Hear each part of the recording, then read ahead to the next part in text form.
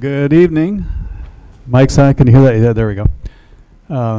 Today is June 28, 2021. The time is 5:30 p.m. Our address is 10 West State Street, which happens to be the City Council chambers. I'm calling the City Council meeting to order and give a notice to the public as follows.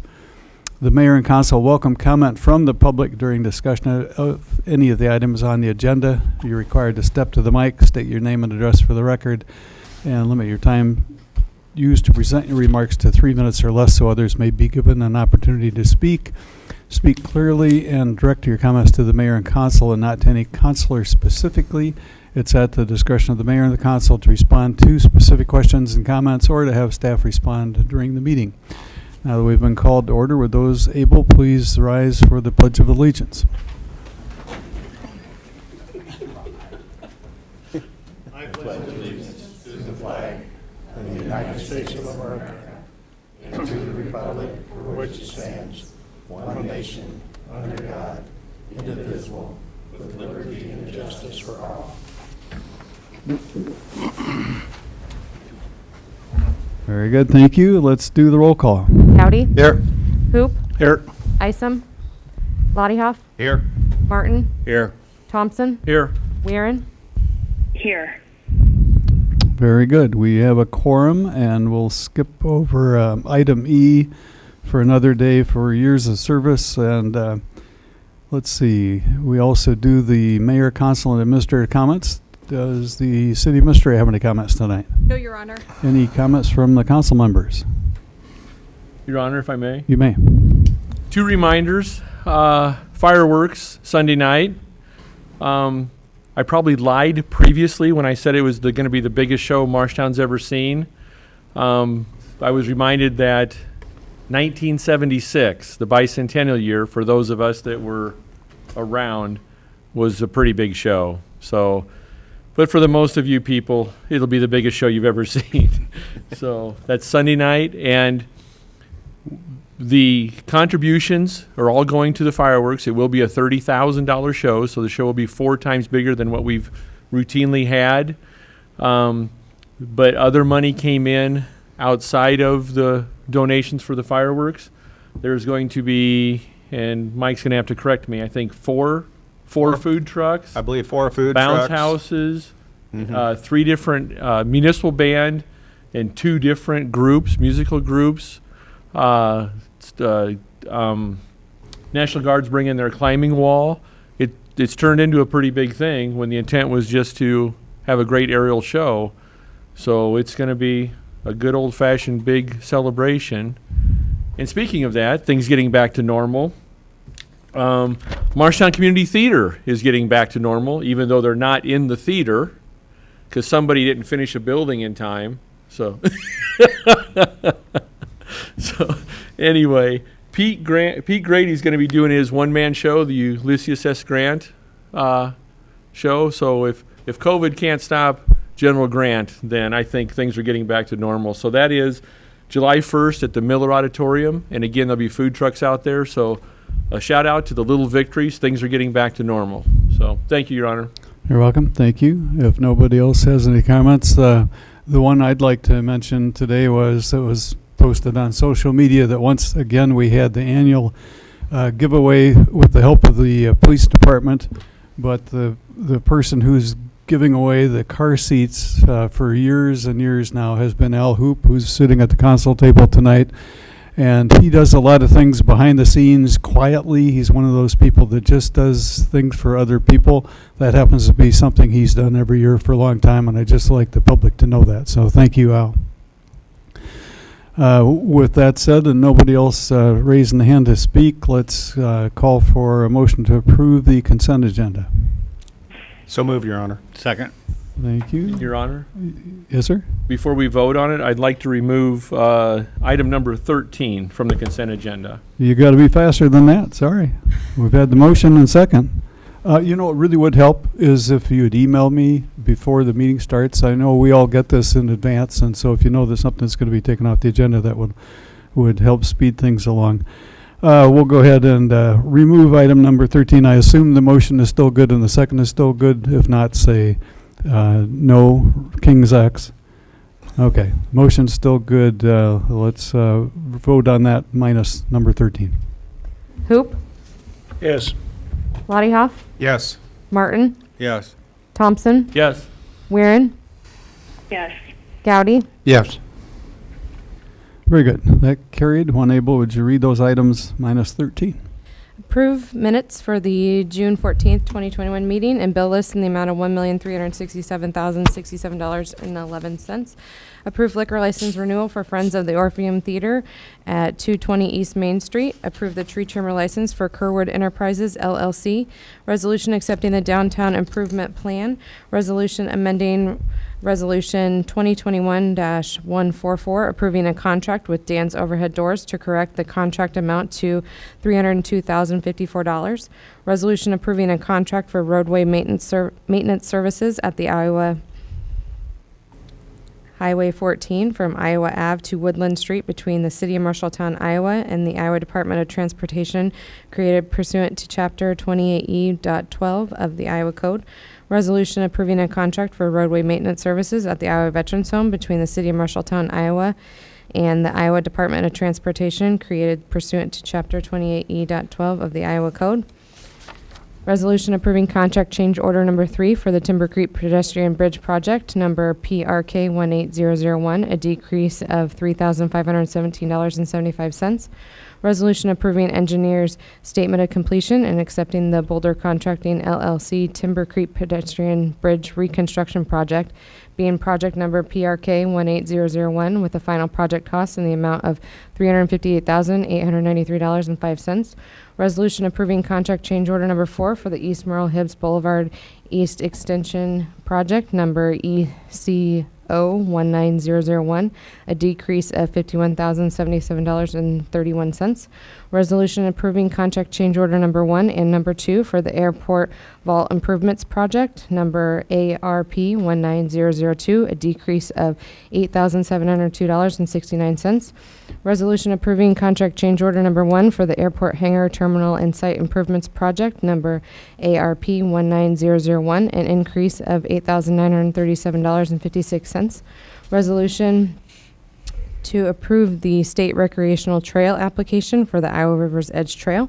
Resolution ordering construction of the 2021 Derecho Stream Channel Clearing Project, SMW 21001, setting public hearing on proposed plans, specifications, form of contract, and estimated cost, and directing publication of notice to bidders.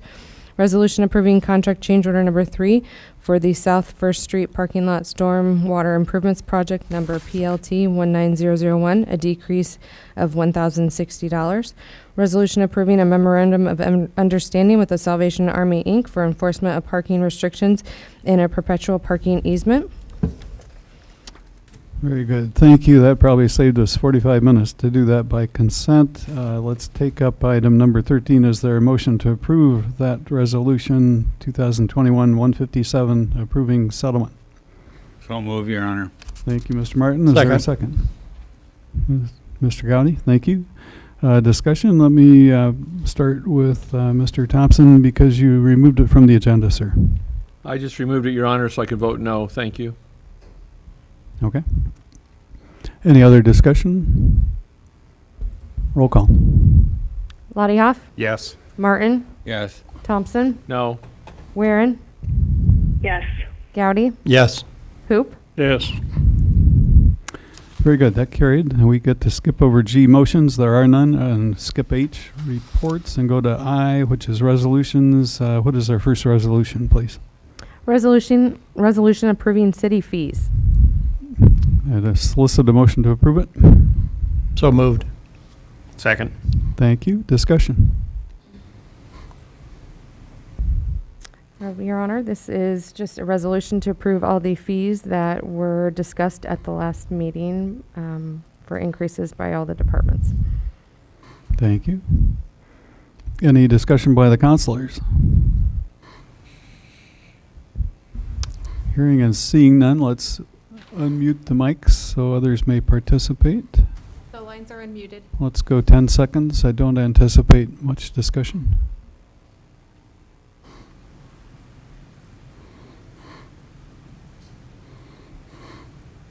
Roll call. Martin, Yes. Thompson, Yes. Weirin, Yes. Gowdy, Yes. Hoop, Yes. Lottie Hoff. Yes. Carried. Very good. Next resolution, when able.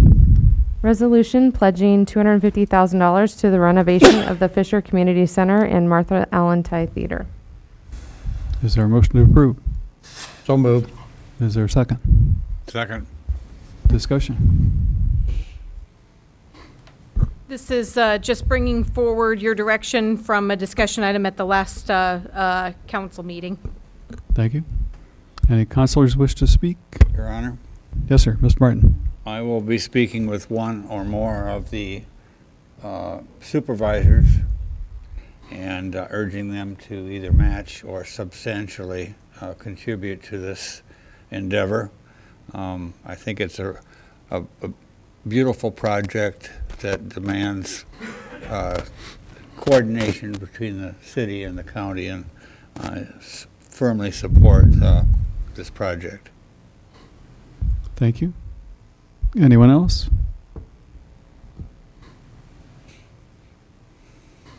Let's open the mics again. Unmute. The lines are unmuted. Thank you.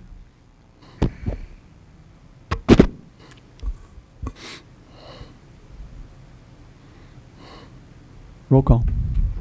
Thompson, Yes. Weirin, Yes. Gowdy, Yes. Hoop, Yes. Lottie Hoff, Yes. Martin, Yes.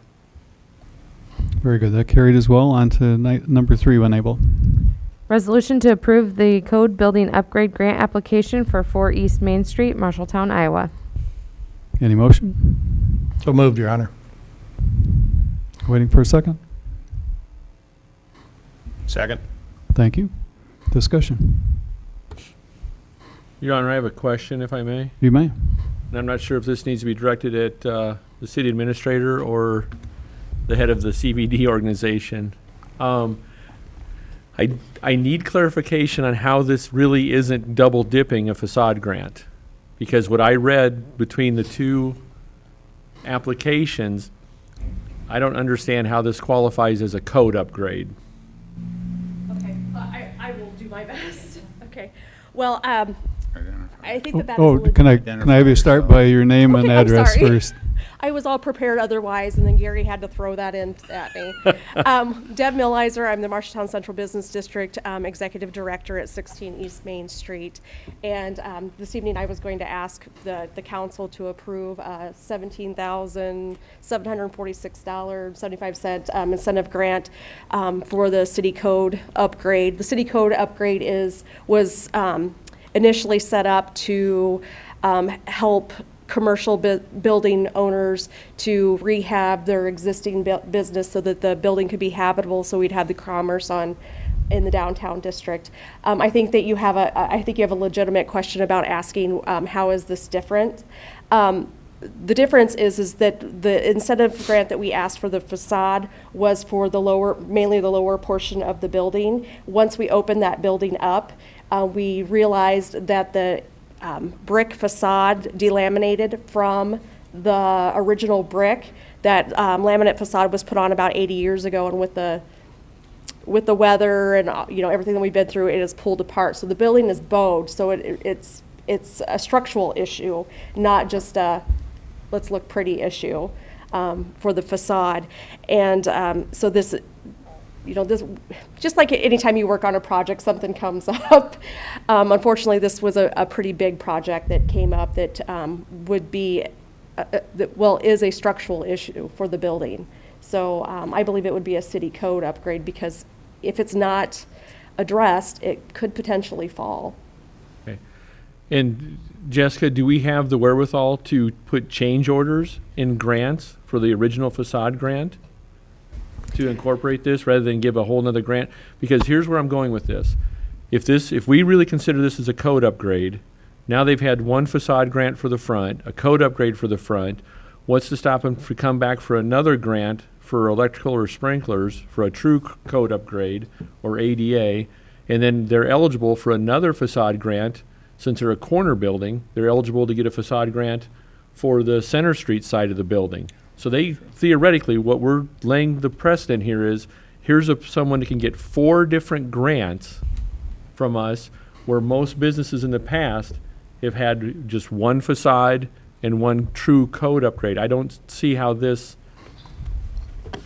I mean, help me if I'm Yeah, misunderstanding so- this. So I would say your comment about one true code upgrade is correct, but the facade is specifically defined within the application to mean that, yeah, you're right, the building does have multiple facades, and they're not working on one of the facades, the Center Street facade at this point, so therefore, they would be eligible to come back for that, but it is one code compliance grant.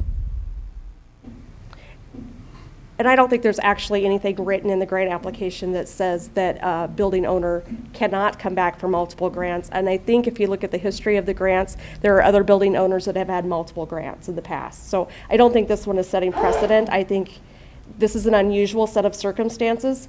And I get what you're saying, but there's a lot of investment that has been put into this building. Main Street, Iowa thought that it was a valuable enough building. It was built in 1875, 145 years of commerce on Main Street. It's part of the reason why it's a valuable building, to the reason why we have a historic district. And in order for this project to move forward, this wall has to be addressed. And if we don't address it, we just can't move the project forward. Okay. Understand the difference in the two grants from what I read is the facade grant, they have 1 year to complete that work. If this body approves this grant, they have 90 days to complete the whole front of that building. Actually, that was a typo on the old grant application. It is the 365 days. Okay. Thank you. Thank you, Your Honor. Thank you. Other comments or questions by the counselors? Hearing and seeing none, let me call for unmuting mics again. The lines are unmuted, Your Honor. Thank you.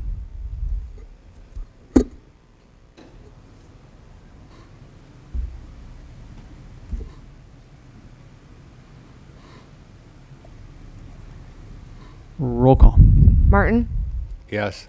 Thompson, No. Weirin, Yes. Gowdy, Yes. Hoop, Yes. Lottie Yes. Very good. That carried. When able, go to the fourth resolution, please. Resolution authorizing the City of Marshalltown to submit a grant application to the Community Policing Development Crisis Intervention Teams Program through the United States Department of Justice. Solicit a motion. I'll move to adopt, Your Honor. Thank you. Is there a second? Second. Thank you. Discussion, Chief? Okay, you caught me. I thought this was going to be on the consent agenda. But I'm ready. So, Mike Tupper, Marshalltown Police Department. So, we're going to, with your approval, submit a federal grant in an amount yet to be determined to help enhance the program we have in place with YSS of Marshall County, Impact. And the hope would be with this grant money that this money would be used to expand the program a bit. So in talking to staff, and YSS actually did an internal survey with our staff, really the only beef that we receive from staff about this program is why aren't they working at 3 o'clock in the morning? Why can't they work more hours? So we can only do so much with 2 people in the hours that we have. And so we're going to explore this grant and see if we can't maybe hire another social worker and expand the hours. Happy to answer any questions. Good time for questions or comments by the council. Just one comment, Your Honor, if I may. You may. Great article that the reporter did in the Des Moines Register, by the way. It turned out really nice. Thank you. I think she did you and the department and the program justice. Yeah, I was really happy with it. I know everybody else was. So you just never know how those things are going to turn out, but it turned out really well. So, and the program is exceeding all of my expectations. It really is, and I think it's one of the best things that we've done in the 10 years that I've been here, and probably one of the best things I've done in the 29 years I've been a cop. So, and I have nothing to do with it. I'm just kind of here running the show, but. Staff is doing a great job with it, and YSS of Marshall County is doing a great job with it. Well, you had something to do with it, but I have told other people that in the 10 years that I've been here hanging around the council, it was the most interesting vote I've seen yet. And look what that accomplished, truly. Other council comments or questions before we open the mic? Unmute, please. The lines are unmuted. Thank you.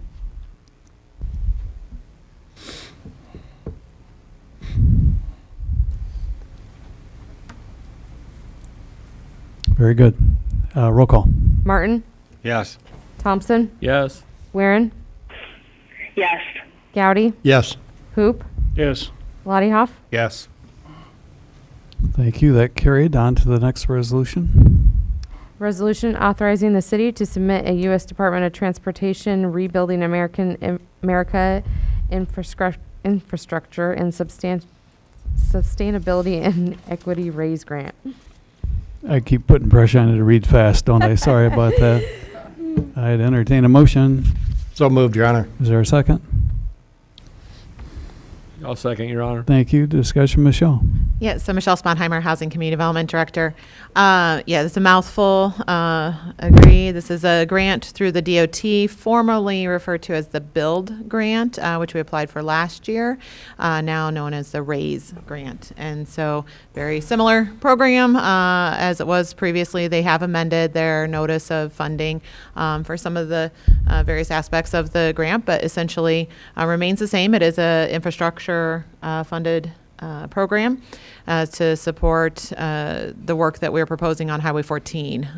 So this is the North 3rd Avenue and partially South 3rd Avenue, the corridor there, and including streetscaping and a lot of other components related to utility, infrastructure, stormwater, the road itself, access from pedestrian way, sidewalks, things of that nature, lighting, and you name it, the full scope. The estimated project cost in total is about $21.5 million is where we're at right now. The grant program allows for applications up to $25 million to be submitted. So we would be submitting for essentially the entire cost of the project. We do anticipate working with the DOT on some funding, and there may be portions that come from sources, but we do anticipate a substantial grant submission to be submitted. The application is due July 12th, so it is coming up here in a couple weeks that it's due. We've been working with Bolton and Mink on preparation for this, as we did with the last year's grant award as well. So we've had some discussion, with the DOT about our project and kind of preparing for that based on a follow-up from our last year's award, or debriefing from that award cycle, and trying to implement all those different components that we can. So entertain any questions, and thankfully we do have Bolton and Mink here as well, and so if you actually have real questions, Greg can take those. Any questions for Michelle or Bolton and Mink by the council? Your Honor, if I may. You may. Michelle, remind me, when we applied the first time, didn't we spend a lot just to do the application? It is a significant application prep that requires a lot of engineering work. I didn't see a cost estimate in here for this I believe we've already done that, Yeah, correct? that was approved by the council, I believe, back in May? April. Okay. April or May? Or so, and I believe it was 25,000. Last year was 45,000. This year is cheaper because they had a lot of work that was already done and just needed to be updated. Just wanted to make sure. Yes. So, Yep. thank you. You Thank can't- you, Your Honor. Sure. You can't win the lottery if you don't play, I guess. I don't play, so I'll never win. What other questions do the council have or comments to make? If none, let's unmute the mics again.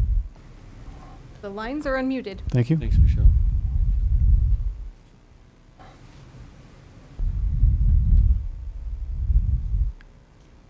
Let's vote. Weirin, Yes. Gowdy, Yes. Hoop, Yes. Lottie Hoff, Yes. Yes. Martin, Yes. Thompson. Yes. Thank you. That one carried, and I think maybe somebody voted twice, but maybe I was hearing things. Yes. Mike's throwing his voice again. Thanks. Can you impersonate Gabe Isom tonight? On to the next resolution. Tentative resolution setting public hearing providing for an easement agreement from the city of Marshalltown, Iowa to Archwire Rentals LLLP for an ADA accessible ramp. Anybody wish to move to approve? I'll move to approve this, Your Honor. Thank you. Second. Thanks. Discussion on this one. Yeah, this is setting a public hearing on granting of an easement to Archwire Rentals LLLP for the building. I believe it's at 229 13th Avenue North. Currently, there is a step to get up into that building. They're desiring to build a ramp to basically provide for ADA accessibility into the building. That would require part of the public sidewalk to be able to do so. And so we are recommending that this does move forward to the public hearing and for approval based on the fact that ADA accessibility is something that we're striving for throughout the city with our most recent ADA accessibility plan. In Your Honor, Yes, sir. in talking to the leaseholder, this ramp does not intrude on any surrounding businesses. It's all totally encompassed in front of this property, in their storefront. Correct. They moved the door to one side to allow for this. So I just want everybody to know that this isn't, there's no footprint on any neighboring businesses. Correct. And the other thing to point out is that there still is required to be maintained a 5-foot clear zone of the remaining public sidewalk so that we as the city retain ADA accessibility for our public sidewalk. Thank you, Your Honor. You bet. Any other questions or comments by the council before we unmute the mics on this one? Unmute away. The lines are unmuted.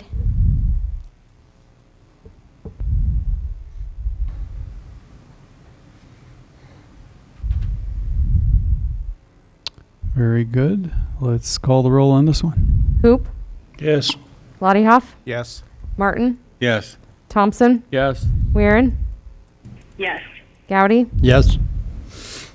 Very good. Sometimes I can't help myself with all the improvements on 13th Street and all the veterans that need help with mobility. I think that's a good move to make. Thank you.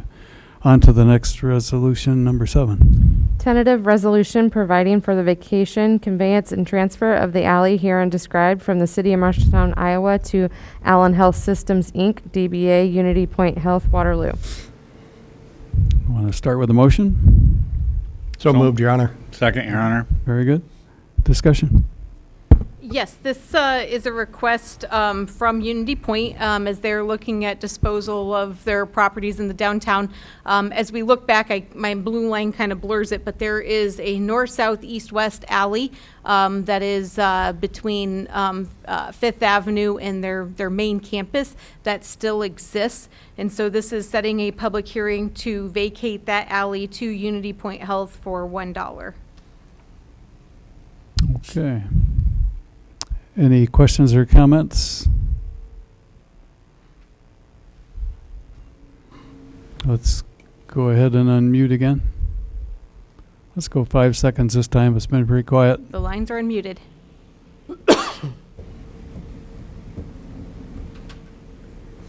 And I can see how many people are not on tonight remotely. Let's vote. Thompson, Yes. Weirin, Yes. Gowdy, Yes. Hoop, Yes. Lottie Hoff, Yes. Martin, Yes. Very good. That carried as well. Number 8 resolution, when able. Resolution approving change order 1 to the 2021 Phase 2 demolition contract with Lansing Brothers Construction Company, Inc. for an increase of $48,750. Move for approval. Thank you. I'll second, Your Honor. Very good. Discussion. Yes, so I didn't want to put this on the consent agenda because it's quite unusual. Lansing Brothers Construction was our only bidder on the last bid, which was for 4 properties to all be treated as asbestos-containing materials. They will have that contract. I think it's $85,000. In the meantime, we have acquired 2 other buildings, 2 other properties to be treated as asbestos-containing, 105 North 2nd Avenue and 606 East Boone Street. I reached out to Chad with Lansing Brothers Construction to see what it would cost to get a change order for those 2 properties, and it is $48,750. I recommend a change order because I do not believe in a bidding environment we will find a better cost related to these, and then that will just delay it further from getting to one in a prominent location down a little bit sooner. Very good. Questions or comments for Jessica, or comments in general by the council? Crickets. Let's go unmute for 5. The lines are unmuted. Roll call. Lottie Hoff, Yes. Martin, Yes. Thompson, Yes. Weirin, Yes. Gowdy, Yes. Hoop, Yes. Okay, thank you. Next item. public hearing and resolution approving the voluntary annexation of certain real estate at 2430 233rd Street to the city of Marshalltown. Move for approval. Thank you. Is there, should I call I'll declare the public hearing open first, actually. Sorry. Let's do this. No problem. I've got a cheat sheet up here and I screwed up sometimes. Anyway, the public hearing is open at 6:01 p.m. Did the clerk receive any written comments? No, Your Honor. Now we call for public comments, and let's go 5 seconds. Tell me when you're unmuted. The lines are unmuted. 4, 3, 2, 1. Staff review. Michelle. Yes, Michelle Sponheimer, Housing Community Development Director. As was mentioned, this is a annexation request. It's going to get to the map here to just highlight the area we're talking about. This is on 233rd Street. You may recall that we had an annexation, probably been about a year ago now, of this property here on 233rd. We are now talking about the one highlighted in blue there. Again, we have a new construction of a home that is connecting to city water and sewer services, and therefore we're looking at annexation. And so that is the request before you to approve that annexation. We would recommend approval since we do border city boundaries on that, and we, like I said, have done the other property just to the west recently as well. Very good. Thank you. Any questions or comments for Michelle or in general? Unmute. We've already unmuted, Well, Your Honor. but that's right. You see, I knew I could screw it up even though I had written instructions up here. It is now time for council comments. Are there any? I guess I called for that too, didn't I? So I think I get to safely declare the public hearing is closed at 6:03 p.m. And oh no, we've got another one coming up next. Should we call for any further action on number 9 or go to number 10? Your Honor, I move that we accept the resolution to annex the property into the city. Thank you. Is there a second to that? Second. Very good. Roll call. Hoop, Yes. Lottie Hoff, Yes. Martin, Yes. Thompson, Yes. Weirin, Yes. Gowdy, Yes. Okay, that carried as well. Thank you. Number 10 then, when able. public hearing and resolution providing for the conveyance and transfer of title of Lot 1 and Lot 2 of the Viejo Bluffs First Edition, herein described from the city of Marshalltown, Iowa, to Iowa River Hospice, Inc. I'll declare this public hearing is open at 6:04 p.m. Did you receive any written comments at the clerk's office? No, Your Honor. Time to unmute for public comments just once this time. The lines are unmuted.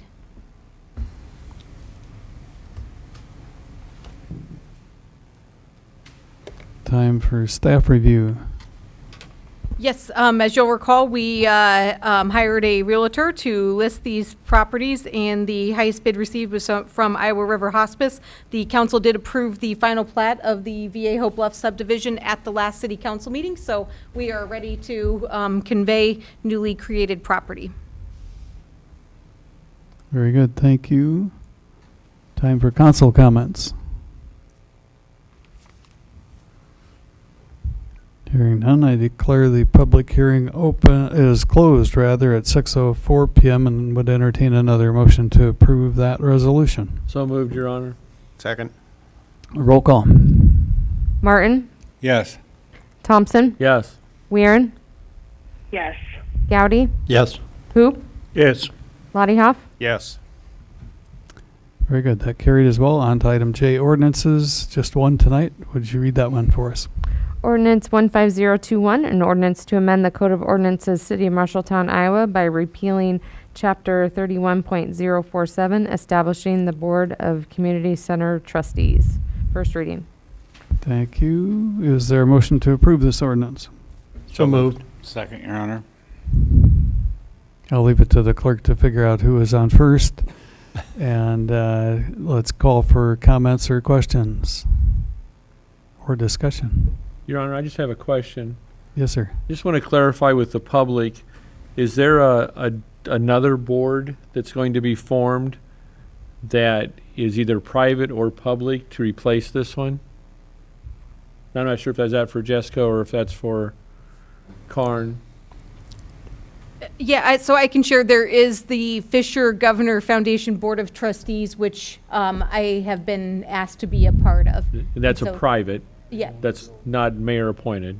correct. Okay. Yes. So there is no, once this one dissolves, there is no mayor appointed board. right? Correct. I just wanted to clarify that for the public.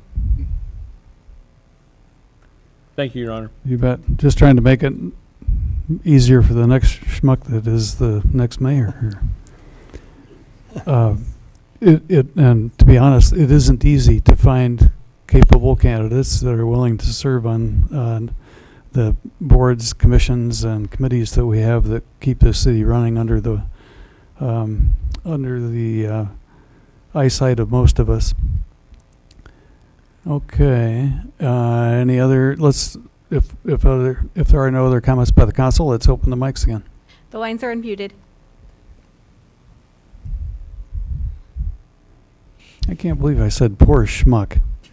It's actually become kind of fun lately, so we're looking for somebody that would like this. Great job. I do have a follow-up question, Your Honor, if Go for it. if I may. Is there any interest in, on this one to, can we do this all in one reading, or is there any reason to go all three on this one? That exceeds my pay grade. So I would say there is no reason to move this along quicker. Okay. That's not been requested, but Okay. if the council would like to do that, I don't think there would be any objections, so.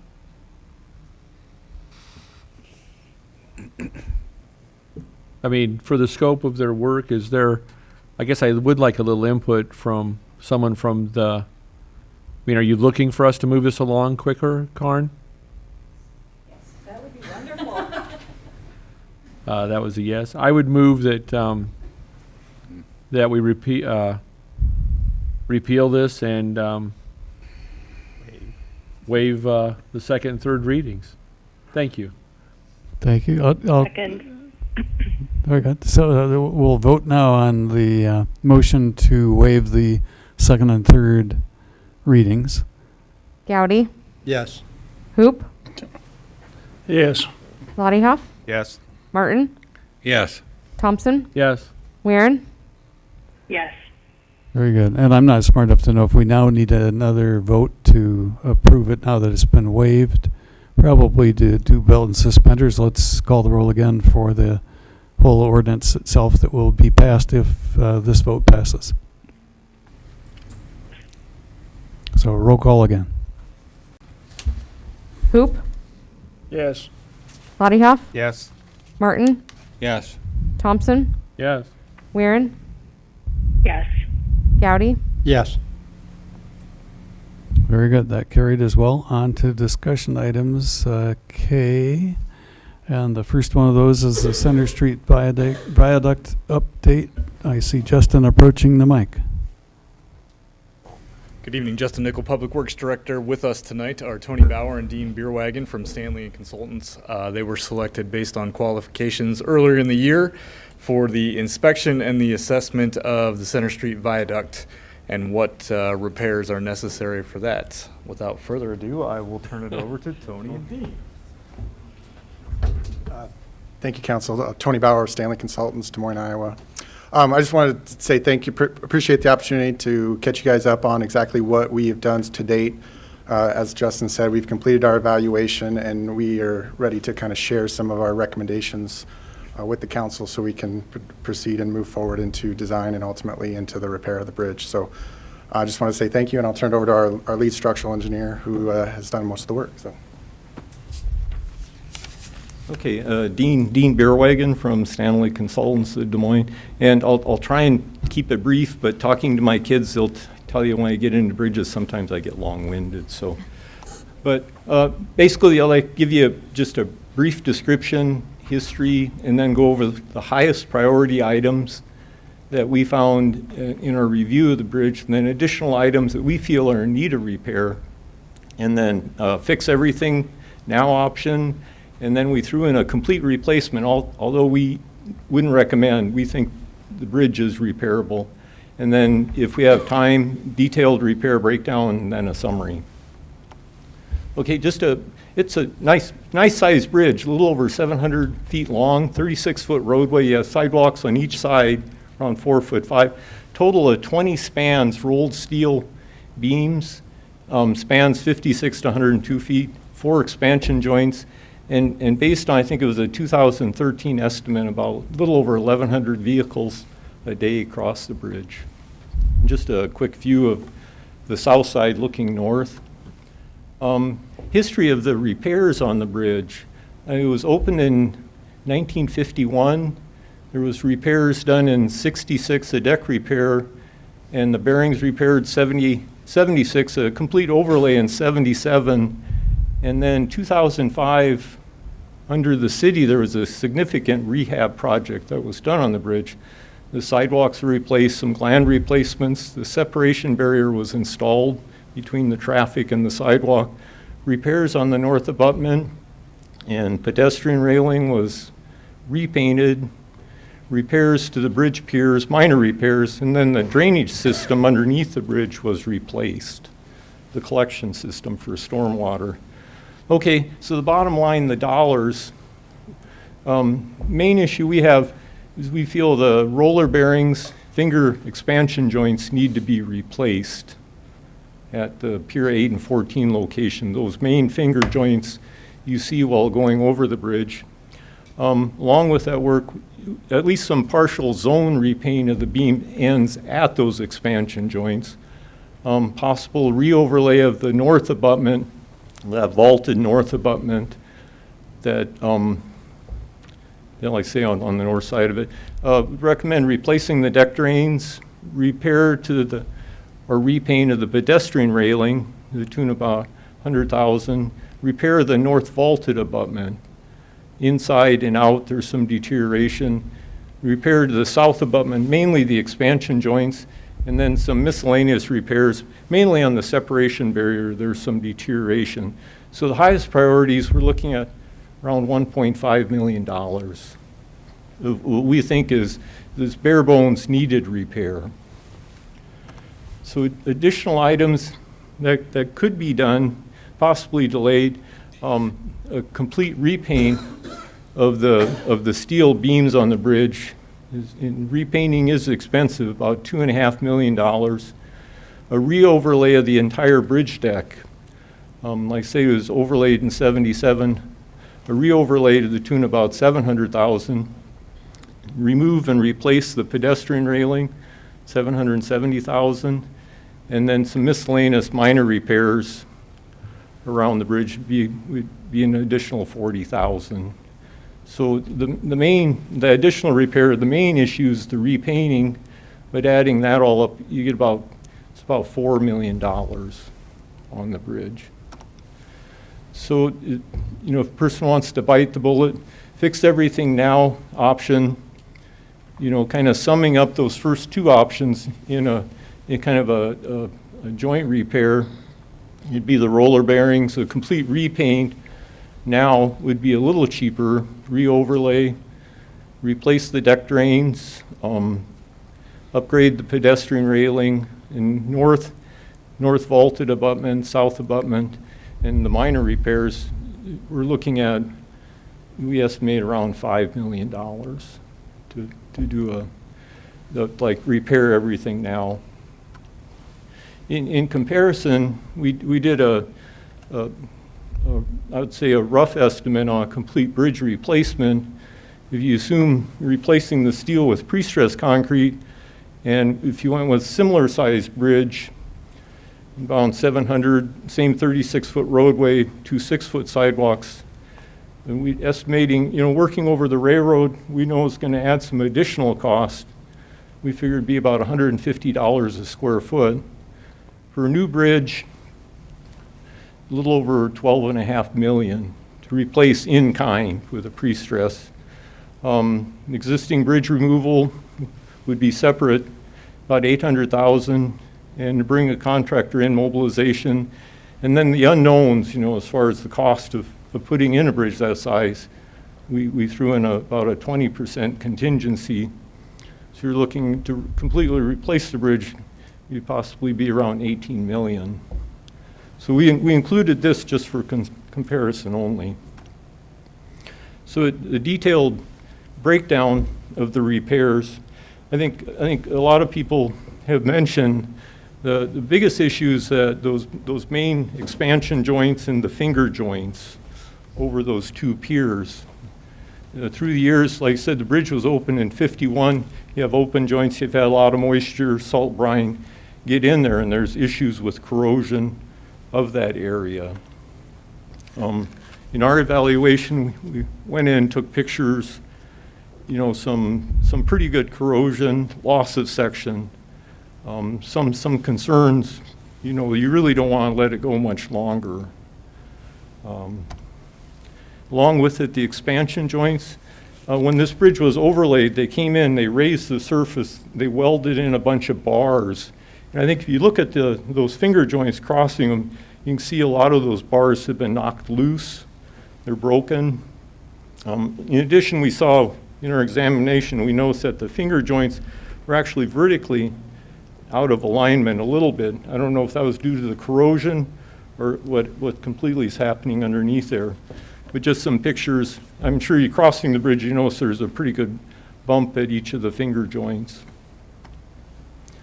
Cost of doing kind of a breakdown of the cost, the bearings and joint replacements. In order to do that work, to completely take it out and replace it, you're going to have to provide some temporary supports, and that adds some cost. But the bare bones to replace, to refabricate and put in some new sections there is about $400,000, along with the additional costs of support and removal, low-profile bearings. And then I think talking to some of the joint manufacturers, I think in this day and age you can get in a waterproof joint there. So you could get that finger joint out of there, put in a waterproof joint and protect that area for the rest of the bridge's life. So I probably should mention. So total cost for those two locations, about $840,000, I mentioned earlier. The deck drains, the original deck drains from this bridge in '51, they were raised with the overlay, and I think they're starting to show some deterioration as well. Well, if you take out the finger joints and replace that, waterproof those joints, you could remove those deck drains, that full width deck drain, and just put in a drainage system in the shoulders. So get it out of the travel way, kind of improve the ride. I think to replace that, to pull it out and cast in a deck and put in deck drains just on the shoulder, you'd be looking about $185,000. The system underneath the bridge was replaced 2005, that collection system, it's galvanized. I think we could reuse that and save some funds there. Paint system, like I said, it's a big item anymore with steel bridges. There's, at the expansion joints, you've seen the most corrosion, loss of section. Those areas for sure need to be repainted. On the south side, if you're under the bridge looking, there's a fair amount of paint peeling, spans 1 through 9. Northern span's in better shape. So just some shots underneath the bridge in the railroad yard and on the south side. There's some not corrosion so much as the paint peeling off. So some options. You could focus on just the joints, repaint, protect those joints, or you could do a zone painting about 750 feet on the south side where the paint has really started to peel, or a complete repainting, as I mentioned earlier, about $2.2 million. If you delay it, future, it probably cost a little bit more. I think about 2.5 million. So I'd say one of the positive things about this bridge, looking at it, is I don't know what all was done in the past on it, but the deck's in really pretty good shape for a bridge that was built in deck was built in 1951, overlaid in 77. I felt that the deck itself was one of the more positive things. I felt it was in really good shape. We did some corings. The overlay was in pretty good shape as well. Looking at options for repairing, I noticed there's a lot of cracking on the north abutment overlay. You could just overlay that, about 115,000. You remove and completely overlay it, it's about 800,000. One thing we threw out there, an option that's been tried in Iowa and hasn't really gained a lot of experience, is to do a thin bonded overlay, seal the whole thing. And the few that I've seen tried at the DOT level have actually been fairly expensive. About 915,000 would be an estimate on this bridge. North abutment, I know it's what they call a vaulted abutment, so it's like it's got an open area inside where the local gun club has a shooting range. As I mentioned, the overlay has some cracking, and there's some leakage on the expansion joints. The outside of the wall, there's some deterioration, especially on the west side. There's that area that needs to be repaired. The longer you let it go, I'd say the more deterioration you'll see. But the main concern I saw was on the inside. There was a fair amount of leakage at the joints located on the top of the deck that was getting down inside, and there was some corrosion. Areas that had been repaired in 2005 and were coming apart again. So to get in there, repair that, guessing around 40,000 to seal it up, replace the joints. On the intermediate joints inside the vaulted, it'd be about, I'm guessing about 15,000. To replace the joint where the superstructure comes in and connects the abutment would be about 40,000. I know there would probably be some discussion, but I think in order to get that work done, the duct work and lighting that's in there right now is going to have to be pulled out so the contractor can do proper work. But total cost to get that north abutment repaired is, we were estimating around a little over 100,000.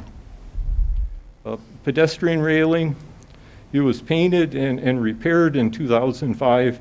The current railing isn't ADA compliant, and just walking across it, there's a fair amount of paint loss on the railing. You could clean it up and try and get a little more life out of it. For, I'm guessing, around 100,000. You could replace it with a chain link fence, as kind of a bare bones. Over the railroad, they'd probably require a little higher chain length. I think 10 foot is what UP would probably require. Or you could do a complete replacement with a decorative railing, looking at around 770,000 is our estimate. So kind of like I said, that was a quick kind of Reader's Digest summary. In summary, the bare bones minimum that we're recommending, as I mentioned earlier, is about 1.5 million. It'd give you another 5 to 10 years. A completely do-it-all repair for 5 million. We're thinking you could get another 20, 25 years out of the bridge. So, like I said, me and kind of the bridge side, I think it's a cool bridge. So that was all I had. Thank you. Any questions or comments from the council? Or, I notice as I'm approaching age 70, the joints don't work quite as well either. Any public comments?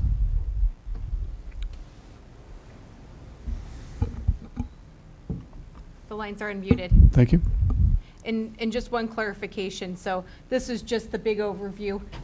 We've got another few items to get to before we'll talk about this in terms of dollars and cents and what it looks like with our bonding capacity. Thank you. Okay, we've been unmuted for 10 seconds. Let's go on and talk about the downtown improvement plan. And I need to correct this because it is actually the downtown implementation plan, and I have no idea what I was thinking as I was putting these items together. But we do have Casey Byers with Bolton and Mink here to present the downtown implementation plan. Thank you. Good evening. Casey Byers, landscape architect, Bolton and Mink out of Des Moines. Appreciate being here. This is a project that we started last fall for the city, kind of in the midst of the pandemic, and it was a pretty interesting project to get off the ground, and we had to use some kind of different tactics in terms of how we engage the community and how we bring people along during the process. But overall, we had a really great project. A lot of feedback was gained through the process, and we were able to, I think, complement the 2019 downtown master plan quite well. So really the objective of this was to come up with an implementation strategy for that downtown master plan that you all completed in 2019. Some of the primary goals of that plan were to create a multimodal downtown to bring bikes and pedestrians and vehicles into the same space and do so efficiently and safely. One of the key elements of that plan was to create a vibrant and attractive destination. You know, the phrase of being an active space, an active downtown, something that is vibrant 18 hours a day was repeated in that document. Providing a safe and efficient means of parking and circulation options. I'm going to speak a little bit about the parking analysis we did, but parking was a hot topic during that downtown plan. And ultimately, we want to provide achievable recommendations, something that is right-sized for Marshalltown and is going to facilitate the needs of your community. So our project was really broken into 4 main components. The first is a pavement assessment, which my colleague Greg Broussard is here to answer any questions about, but essentially doing an analysis of all the pavement in downtown, the roadways, sidewalks, and alleys. We're looking at an implementation plan for converting Church and Lynn Streets to two-way. We performed an angled parking analysis for the entire downtown area and ultimately developed a streetscape enhancement plan for the central business district.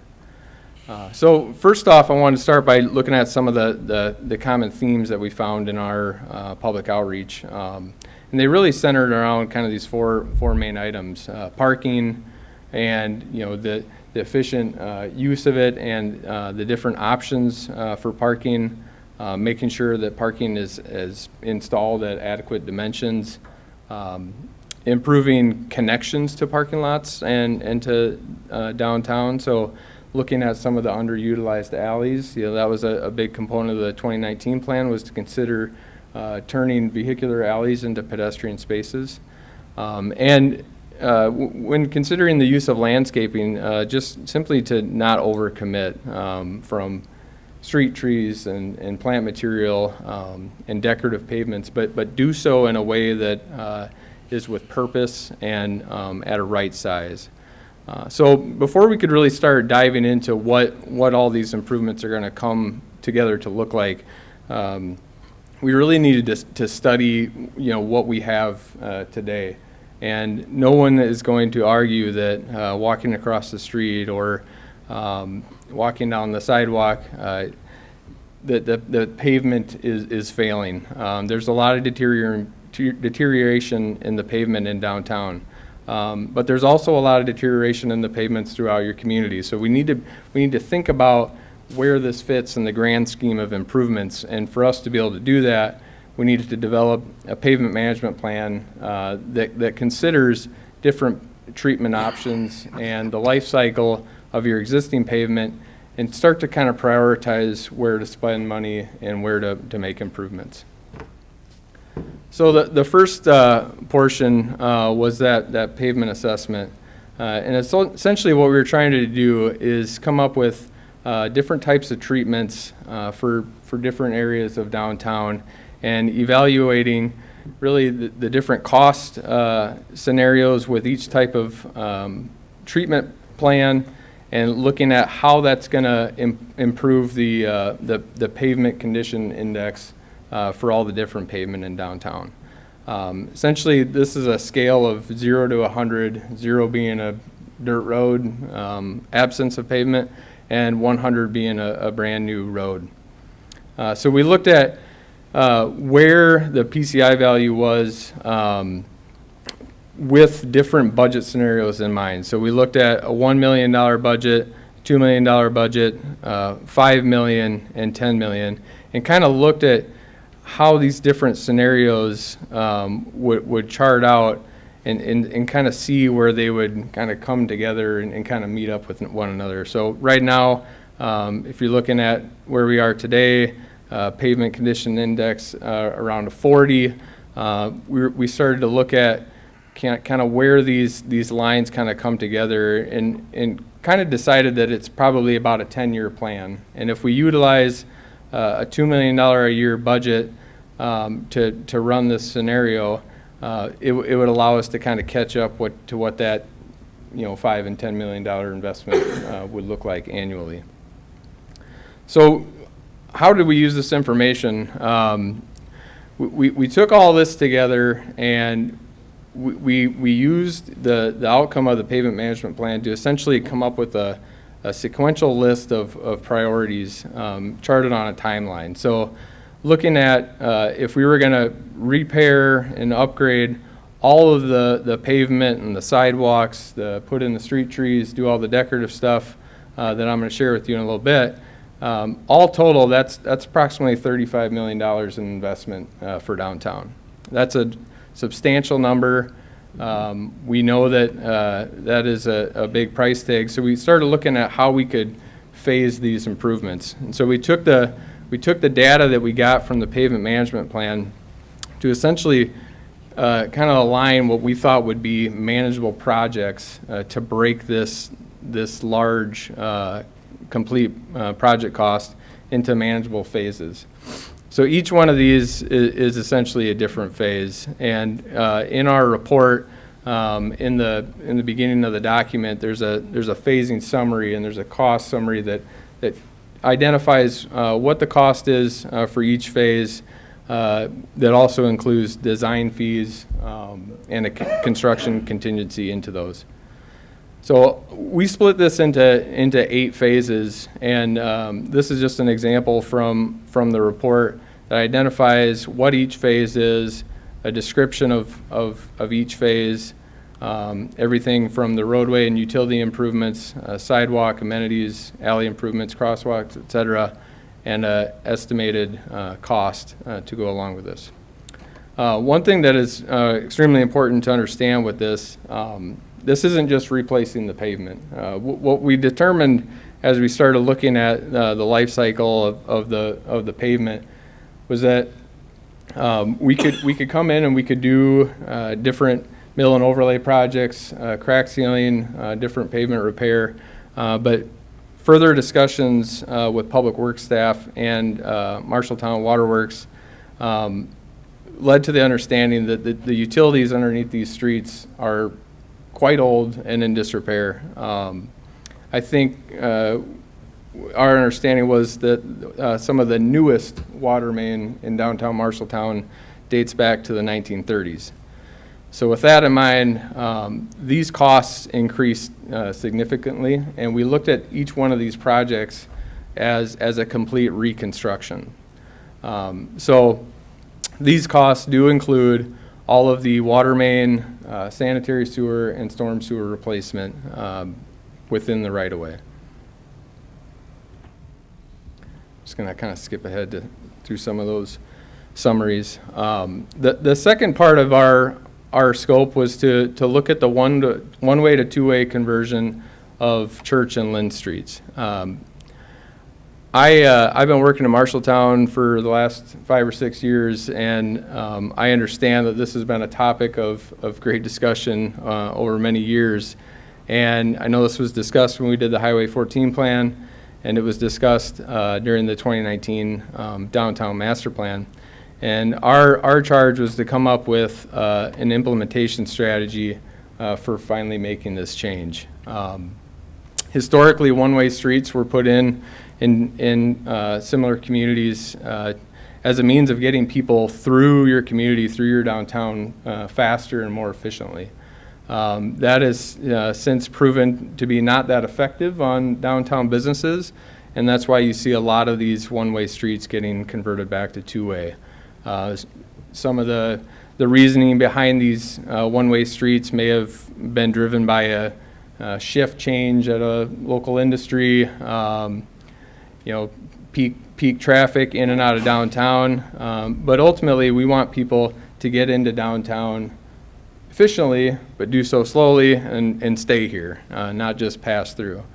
So while we were looking at what it would take to make these changes, there's essentially three different kind of groups of components that go into this. And there's all the kind of orange dots on here are items that are relatively easily implemented. So things like cutting back trees and improving the view shed at certain intersections, signage, striping, that kind of thing.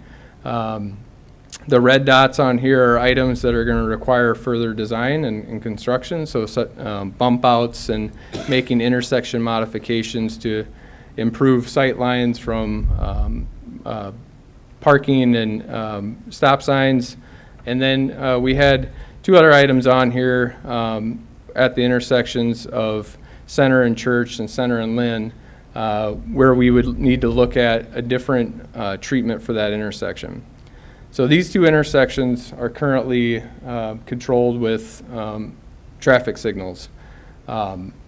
We did a warrant analysis for the traffic signals at each of these intersections, and they do not meet warrants for a traffic signal.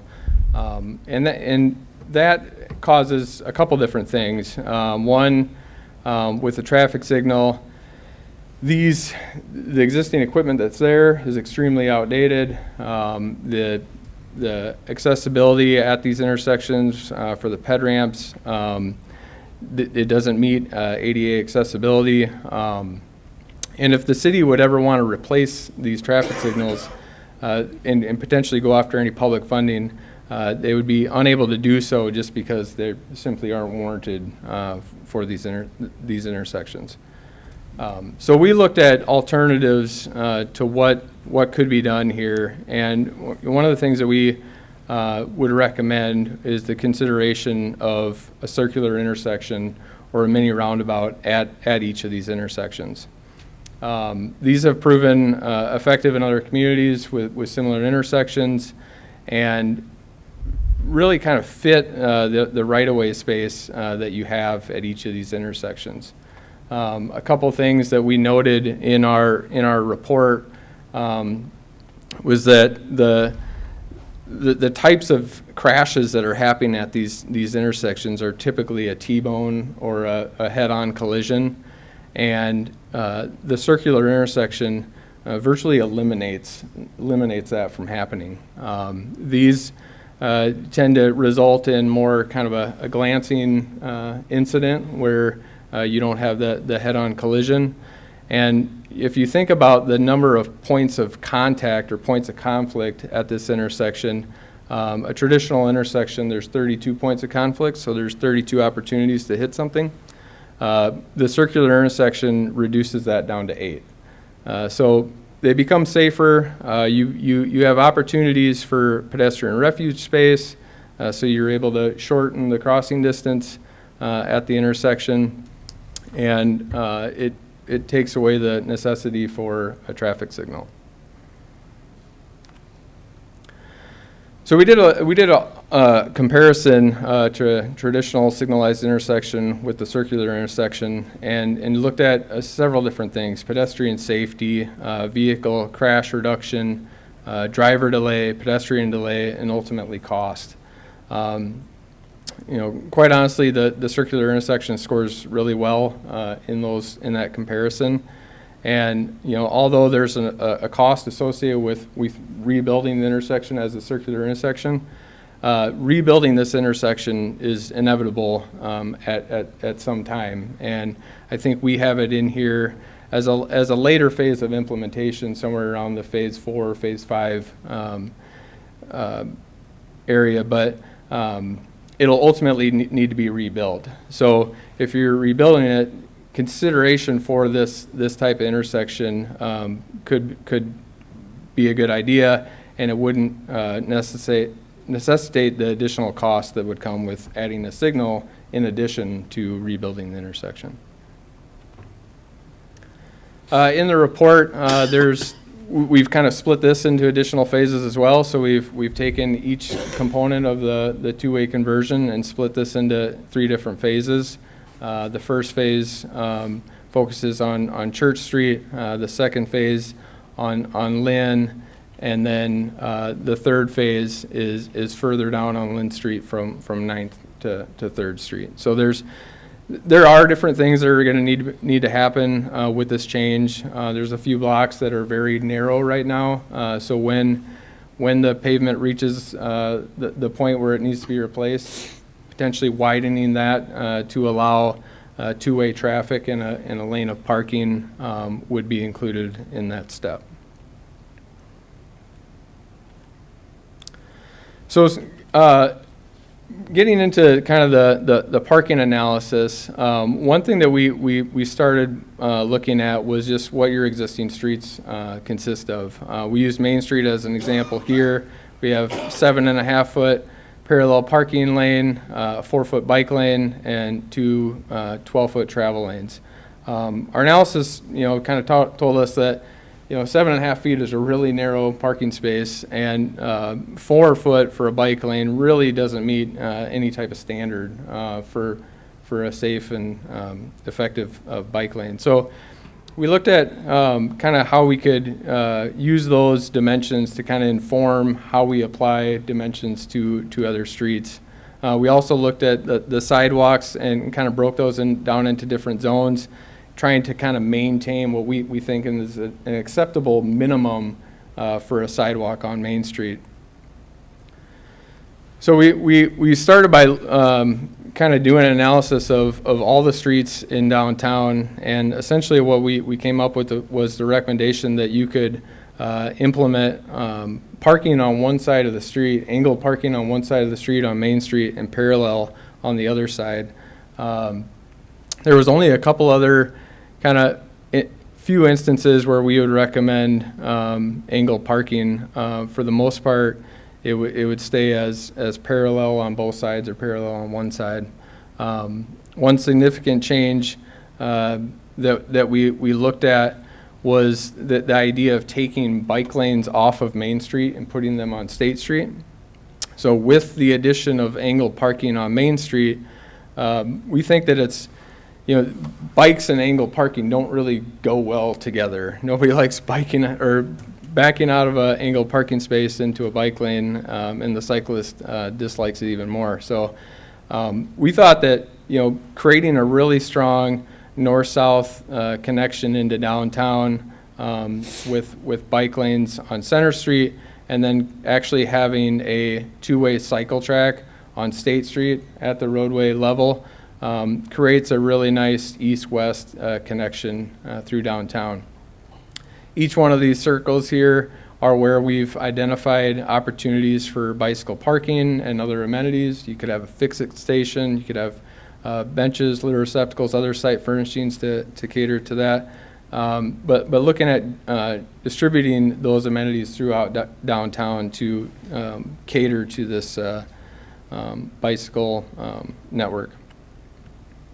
Here's just a cross-section of what that cycle track looks like. So what we're able to do here is maintain an 8-foot parking lane, 2 11-foot travel lanes, a buffer, and then our bike lanes, 1 lane in each direction.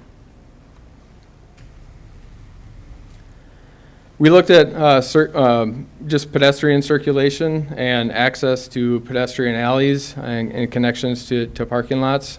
So this map identifies where each public parking lot is in downtown, shows where we think pedestrian alleys could be implemented. You already have some that are proving to be very effective.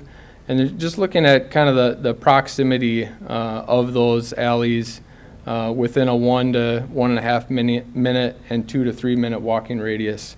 So it shows you that, downtown Marshalltown is pretty walkable when you consider potentially utilizing these pedestrian alleys to connect to some of those parking lots. Next, we looked at where street trees belong in downtown. Kind of like all these improvements, there's really not a one-size-fits-all solution here, and we think that implementing street trees can really only be done on the streets where you have wider sidewalks, so that you have enough space for the street tree to actually have a chance at surviving and provide a pedestrian clear zone and some space along the building front. So we're really looking at State Street, Center, Main, and around the four sides of the courthouse square. And in our report, we've detailed some additional information about how street trees should be planted and what species should be considered for planting in downtown. We looked at intersection improvements, so things like bump outs and landscape beds at intersections. Our general statement is that if there's on-street parking, the city should consider putting in bump outs into that parking lane to shorten the crosswalk and to allow some additional pedestrian space. And really, what the bump out does really well is it allows you to actually get an accessible sidewalk and get a ped ramp installed, because you actually have a little more distance to make up that slope. So here's just some images of some of the general treatments that we think could really accent some of these primary intersections in downtown Marshalltown. Here's an enlargement rendering of kind of what we have proposed for kind of a typical Main Street intersection. So here we have a very clearly defined pedestrian access route. You have your intersection bump outs. You have some opportunities for some decorative pavement. You have opportunities for some bench seating and site furnishings, but all just kind of creating a space for these items to belong in the intersection. Here's just some details of typical typical improvements along Main Street. So again, here you have your angled parking on one side of the street. You have parallel on the other. Similar to what you have now in front of the bike shop. We're proposing kind of a sequence of kind of this mid-block bump out that would allow for some expanded outdoor dining space potentially, or other kind of flexible pedestrian space. Here's a 3D perspective rendering of kind of what that Center and Main Street intersection would feel like with these improvements in place. So we have our bump out, we have some opportunities for landscape treatments, some monumentation, for some branding and some other information. We also noted kind of all four corners of the square utilizing some decorative lighting. This could be determined later date, but could be opportunities for sculpture and commissioning artists to integrate lighting and art into the four corners of the square. This is an image of what that mid-block bump out could feel like. So you still have your dedicated pedestrian access route, kind of clear zone here. You have some decorative pavement, potentially some cafe tables, benches, and other seating opportunities, and then kind of a landscape buffer between the seating area and the travel lane.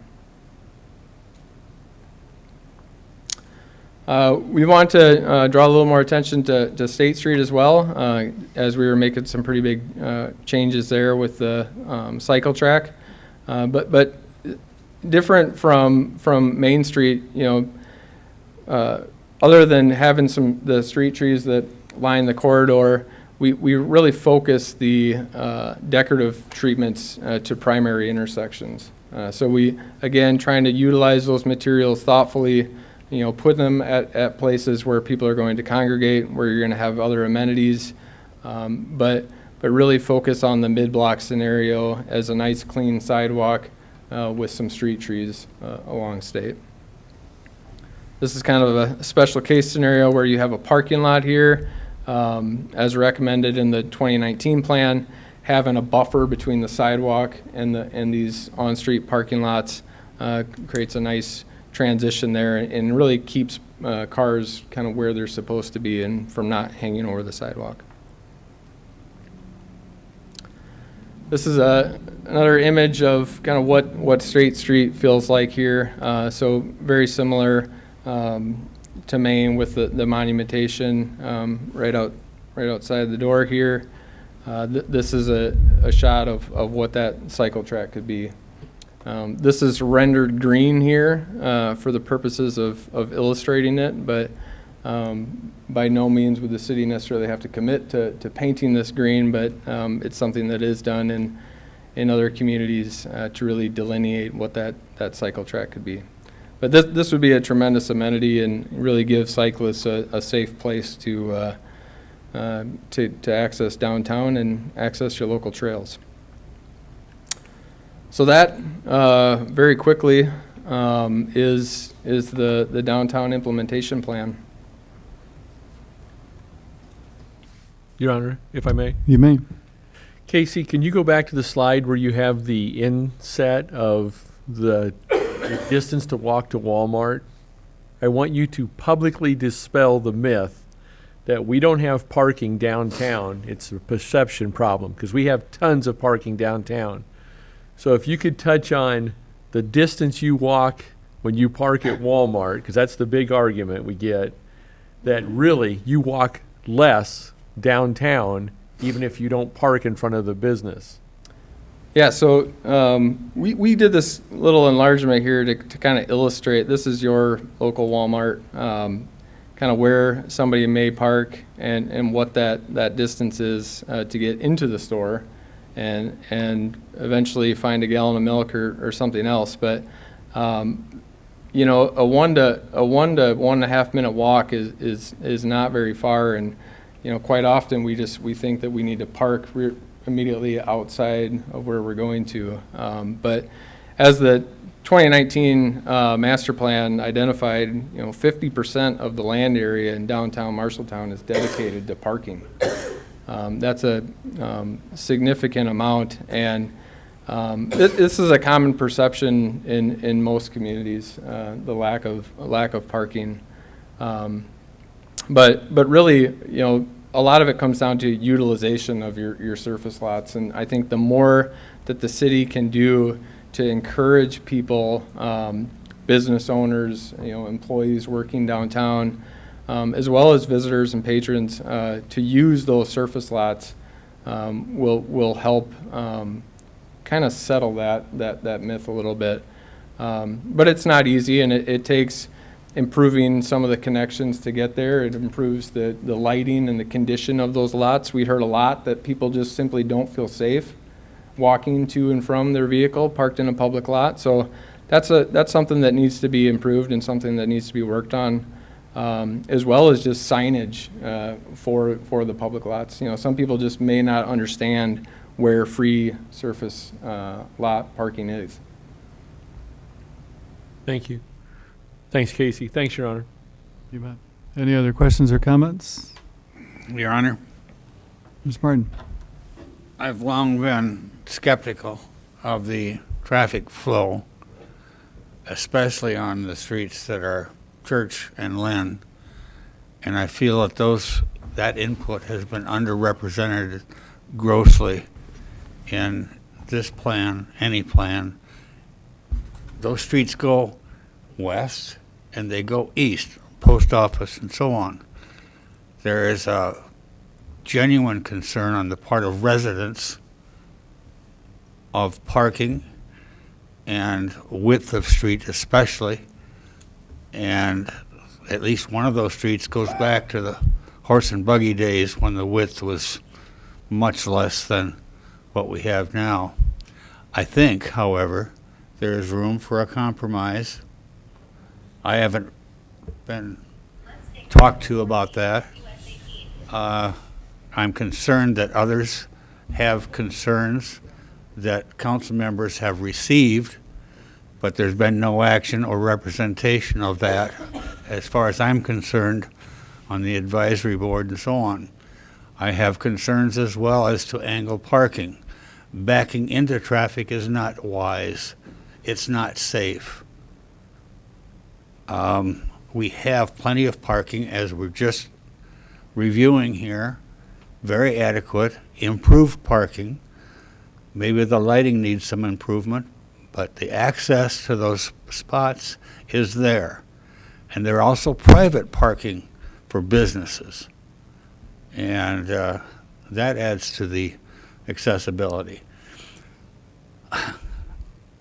I myself am positive about the outcome and the need for improvements downtown. I don't like the fact that we just brought up pitting a downtown business operation with an outside mall type of thing. I think that was grossly unfair. I think overall the plan is good. It needs amortization. Certainly we cannot afford anything that's so comprehensive all at once. You recognize that as well. Some things may be not needed or compensated for in other ways, hopefully saving some funds. But this is a long-term bonding project, and everyone knows we have other projects that are ongoing, such as the airport, for one example. That's economic development as well. So while I'm generally supportive of this plan, and there's a lot of work been involved in this, I appreciate that fully. I have reservations about traffic flow and parking. I don't think they've been thought through thoroughly, nor have people affected in those residential areas been listened to effectively either. So thank you at this point. Other comments or questions by the council?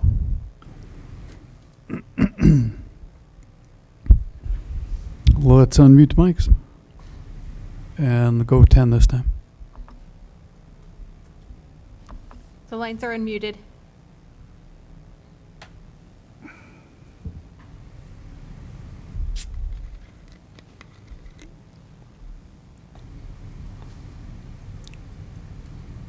Okay, very good.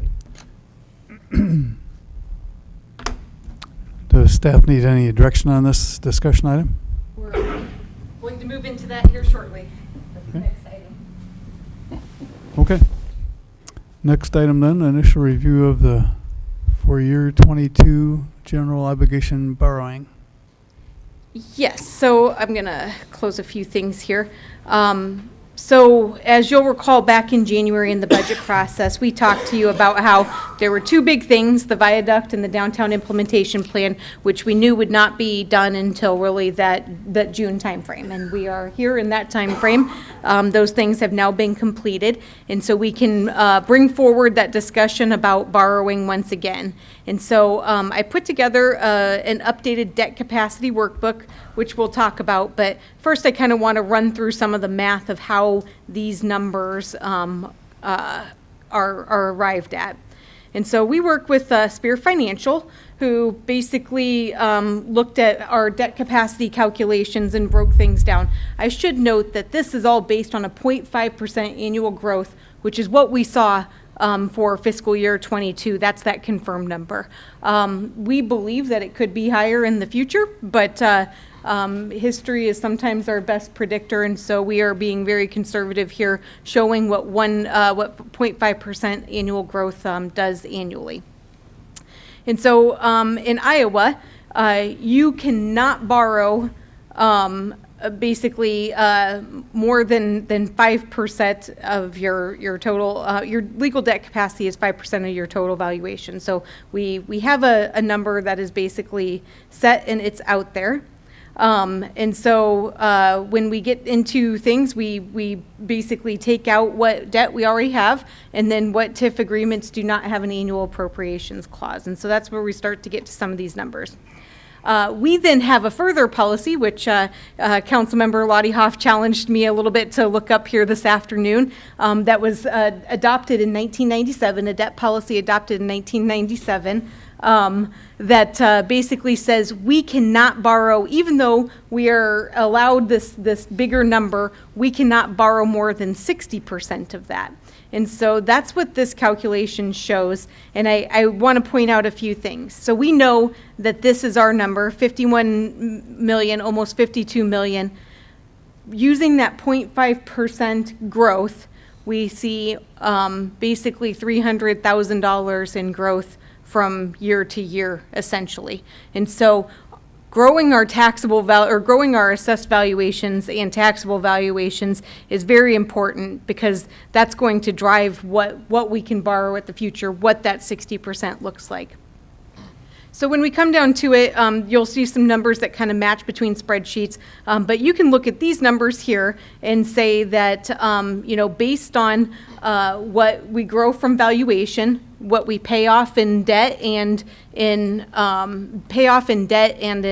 TIF rebate agreements, we're gaining about $5 million per year, essentially. And so that's sort of the new debt that's opening up each year at that 60% limit is about $5 million. And so then we take it to this spreadsheet, which that starting number was the same starting number for fiscal year 22. We have not borrowed that full $500,000 of the forgivable shared wall loan, but I wanted to account for it on here so it's at least obvious to everybody. We do believe that will be forgivable when we have completed our borrowing of that, but you don't know, so we've got it here in this tentative position. As I noted in my memo, the items in yellow are things that have had changes from where we were talking during the budget process to where we are now.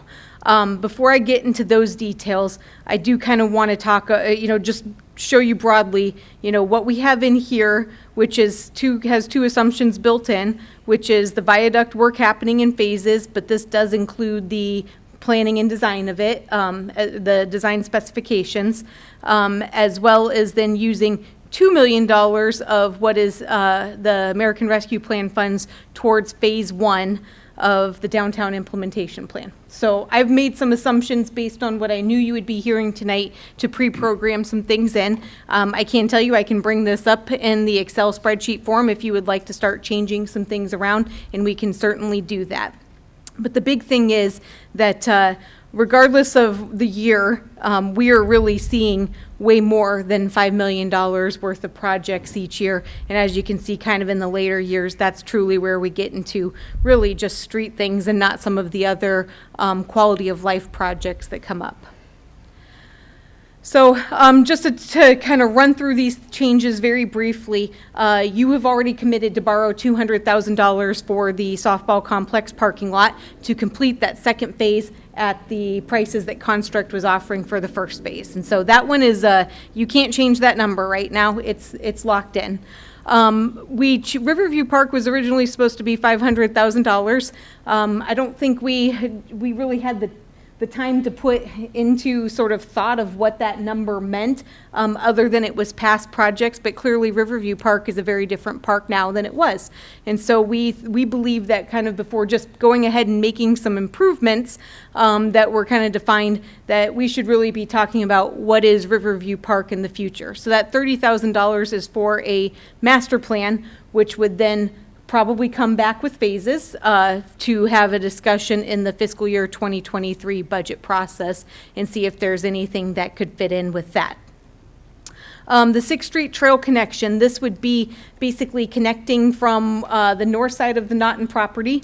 A very big chunk of that, about $500,000, is a new bridge across Lynn Creek. There's some things with the existing bridge that would certainly need to be done in terms of repairs. In looking about what that looked like, it's about $300,000 for those repairs, and you're left with a bridge that is still an old bridge. So, you spend a lot of money to make something function, or you spend a little bit more money to make something brand new. And the brand new sort of fits with what is the recommendation for the Iowa River's Edge Trail in total. Yes. Question, Jessica. I don't know when or how we got the 6th Street Trail connection on the budgetary pages and so on. I don't know as the council took direct action on this. No, it was in the CIP, so this was back there in January, and it was proposed to be in this next fiscal year, the fiscal year that starts later this week, but everything is still up for discussion. So that's where none of these things, except for the softball complex parking lot, because you've taken an additional action, is set in stone. So that's where it came forward from one process that had tentative approval to it, but nothing was going to be finalized until you all had had this final conversation. It was proposed by whom? Myself, probably Jeff, I'd have to go back and see if it was something that I put together, but it was in the capital improvement plan. Okay, I question that, and I will continue to question that as an expense that's private, should be privatized.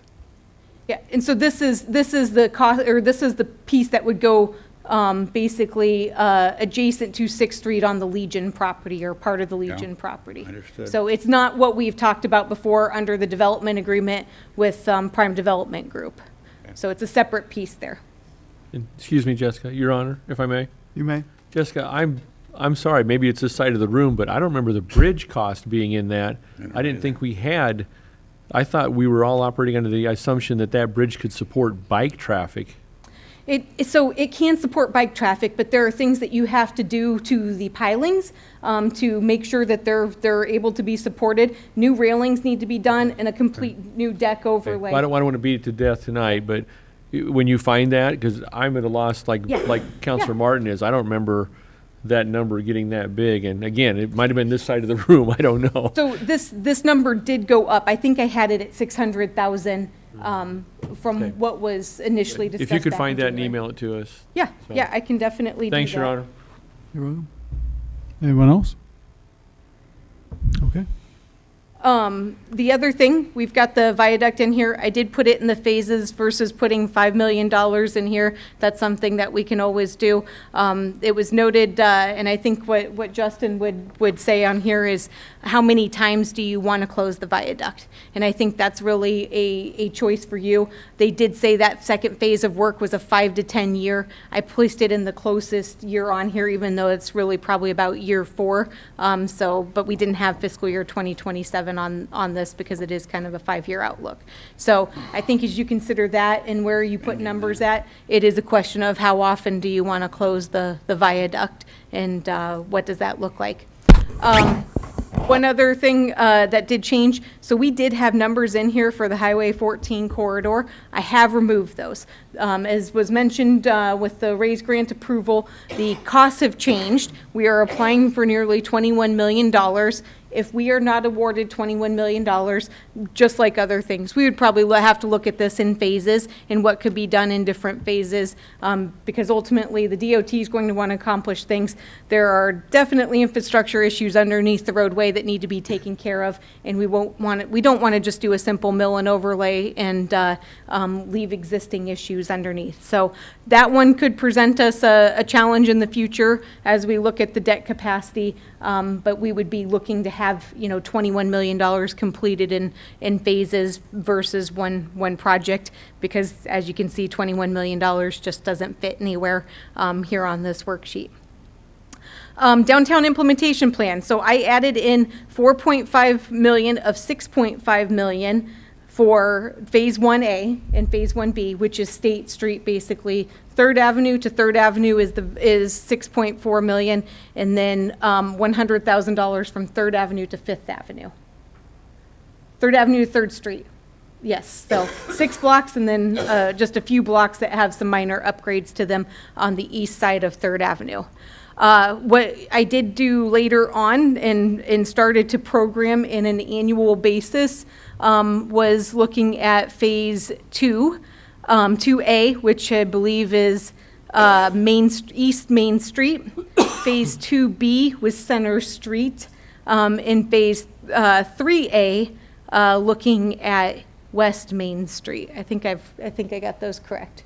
So we have those on there now. We know some costs, so we can definitely throw in some numbers. And then the final thing, I was thinking this was going to come. We did not have it figured out during budget time, but we have in the last 6 months acquired a number of buildings. It does not look as though FEMA funding is going to be something that is going to come our way in the way that we had hoped when we were doing the budget process. And so as I went through and looked at what we have right now on hand, which is basically $285,000 on hand, that is not nearly enough to take care of the demolitions that we have. I should say that's $285,000 less the $48,750 that was just approved tonight. So we really have, less than $240,000 with a number of projects that are going to be coming forward. And so I feel like 1.5 million can get us through what we know we have, as well as get us very close to probably what we are in the process of pursuing at this point too. And so that is a number that started to surprise me as we looked at things. And Your Honor? Yes. Jessica, so like when we bought the Anderson building on 3rd Avenue for $1, thinking FEMA was going to tear it down, we found out, no, they're not. They're going to, majority of the cost. So the buildings downtown, have you got definitive answer on Ibiza and stuff like that? So we have a meeting tomorrow. FEMA did send us a letter that had some very strict requirements for things that we need to do to try and even gauge eligibility. And so we feel that there's probably only 2 of the 5 downtown where there could be eligibility. And so that's where we're kind of at this point. I will say that for the 330 South 3rd Avenue, we work with WHKS Engineering out of Ames to basically put together the plans and specifications, because it's not something that any of us have on staff, have experience with on staff to be able to do. And I appreciate that they are looking outside of the box to figure out if there's ways that we can maybe not treat everything as asbestos containing, and see if we can put things out to bid in a way that requires a lot of sorting to happen on site, so that we're diverting what could potentially be asbestos, not asbestos containing from that stream in the landfill, which you've got a price difference of, I think, about $15 a ton there between asbestos containing and not. So can I throw this out there for everyone to understand? With this new ordinance that we implemented with the vacant buildings, I've got to believe in the few years coming up, people are just going to let us have their buildings. So each one of those, you're estimating $200,000 average pop. So $200,000 for like a downtown I understand. type setting. So downtown gets a lot trickier too when you've Understand. got some shared walls and other I got costs that. and planning. But this number is we need to understand this number is never going to go away, because we're going to be eating this. Taxpayers are going to be eating this cost of cleaning up the town. Yeah, I don't have any, revenue built in on the calculation of disposal of some of these lots. We've not been seeing a lot of money, but every time we do get money in, we are putting it Goes right back to in. that fund. Yep. So that's kind of like the overview of this year. So there's $10 million worth of cost that we've identified for $6.8 million worth of capacity, meaning that we're automatically over that 60% threshold right away. I feel like tonight there's kind of a few options. There's the discussion of the merit of the 60% capacity policy and whether or not that is something to continue with in the short term or the long term. Like I said, as you can see here, if we're going to experience 0.5% growth, that number just isn't going to move very quickly. There are definitely some things on here that we can look at doing differently in reducing. I think it would be hard to keep everything in fiscal year 22. That's sort of some of the big projects without having to bump some numbers one way or the next. I didn't mention on here because it wasn't a change, but the $3 million a year for the street improvement program. This is basically the residential streets that everybody sees. Casey mentioned the pavement condition index, and Justin and I had talked about this last week, and he said $3 million a year is just the minimum to try and keep the pavement condition index steady over time rather than dropping. And so there's really sort of a two-pronged approach with business district street improvements and residential street improvements. And those are the ones that you all hear about the most is my street is crumbling. What are you going to do about it? And so we do think it's important to keep some level of borrowing in there. 3 million was just that minimum level to kind of keep a constant pavement condition index. So I'm happy to answer any questions, or if you'd like Justin or Jeff to come up and answer any questions. What we'd be looking for is, I'm not asking you tonight to fit $10 million worth of projects into a $6.8 million budget, but asking just for direction. If that's the route you want to go, then we can do a lot of work ahead of the next meeting on July 12th and try on July 12th to get to a schedule that everybody's comfortable with to start our processes for borrowing for fiscal year 22. If you would like to consider amending the debt policy, that would be something that we would bring forward to figure out what that is and do a little bit more homework and show you what does 65% look like, what does 70% look like, as well as give you some information about what do other cities in Iowa do. So I'd kind of leave it out there for your discussion and your direction as to where you would like to go. Your Honor. Yes, sir. Can I get a couple answers tonight, though, on a couple things? Yeah. The first one is, where does the American Rescue Plan come in to touch any of these? So one of the things we did talk about is how the American Rescue Plan can fund water and sewer, and then the pavement on top to repair replacements of those. And so the State Street project has $4.56 million worth of eligible costs for American Rescue Plan dollars, but we only have 3.7 million total. And so initially in that presentation, I had done about $2 million as a set aside, which is not a definite number, but I did reflect that on here as something that we had previously talked about. You could easily put all $3.7 million there, and there's probably there'd certainly be some other things that we wouldn't be able to fund. The presentation discussion of the American Rescue Plan is going to come up in July because we'll be able to calculate our final revenue loss based on June numbers. So just clarify. So 3.7 million does go into, can offset the $3.7 million deficit. So 2 million is already there. So you really have 1.7 million that you could take off that downtown implementation plan to get it down to 2 million. Okay, thank you. And then my second question is, only one of us was on the council when you guys capped the 60%? That's true. Would that person be able to answer where that came from? Well, that exceptional city council at that time in 1997 decided to cap at 60% because we were coming out of our economic woes. And what we were trying to do is cap it to show responsibility and to raise our bond rating. Now, if the council would decide to go with 65%, something like that, I question Jessica on this, it could affect our bond rating. So, in other words, we're going to end up paying more to try and borrow more, which means then you'll have to borrow less.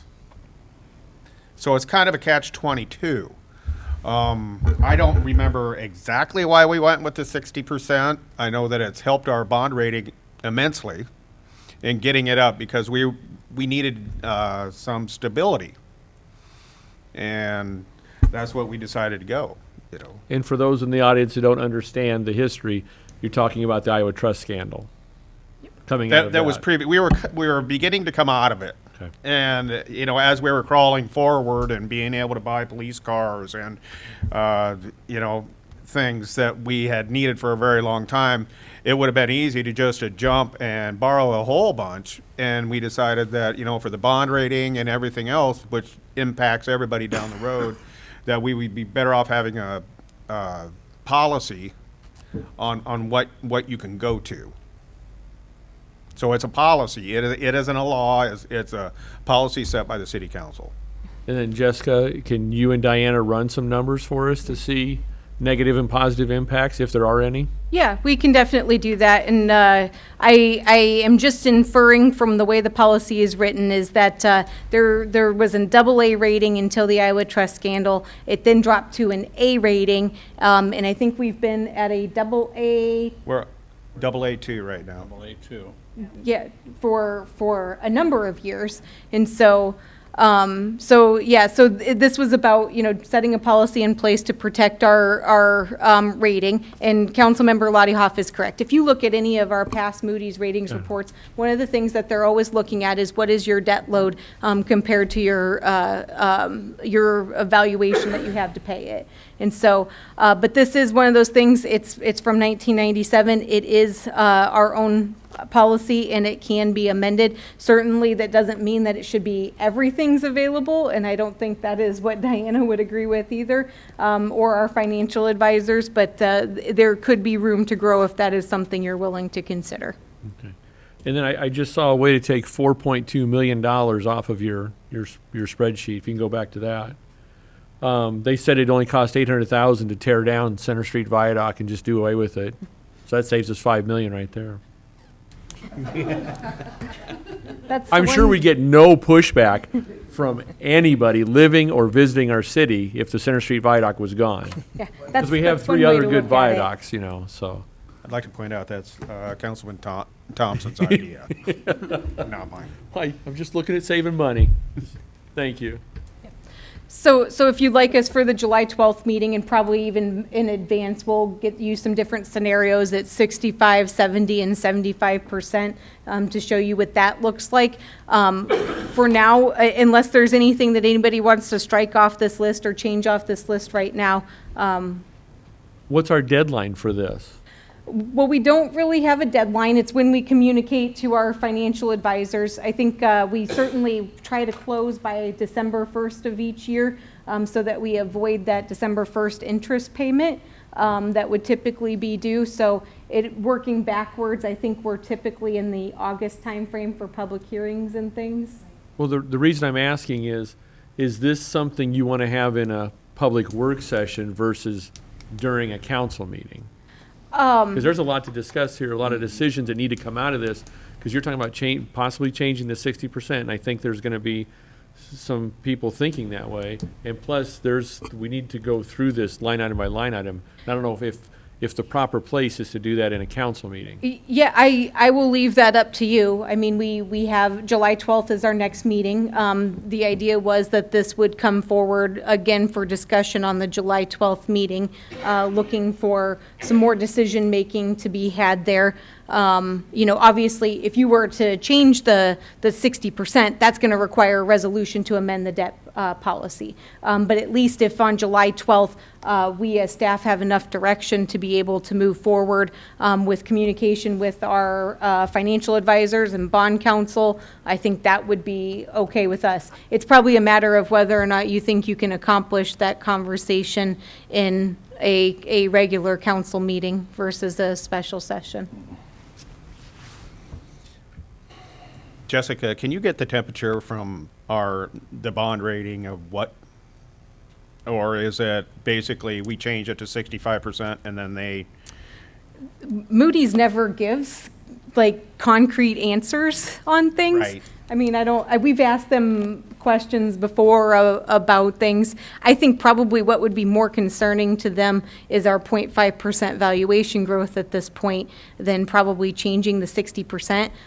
Maggie, our financial advisor, did share with us on a call Thursday or Friday that we are unique in cities that 60% is fairly low compared to what a lot of other cities do. And what we can do is we can look at what are those cities' bond ratings and what are those percentages as well to see. But I think it's multiple factors that come into play on things. Well, and we are in a very different situation than we were when we put that 60% in. Correct. It's a policy that's been out there for quite some time, and it never hurts to review our policies.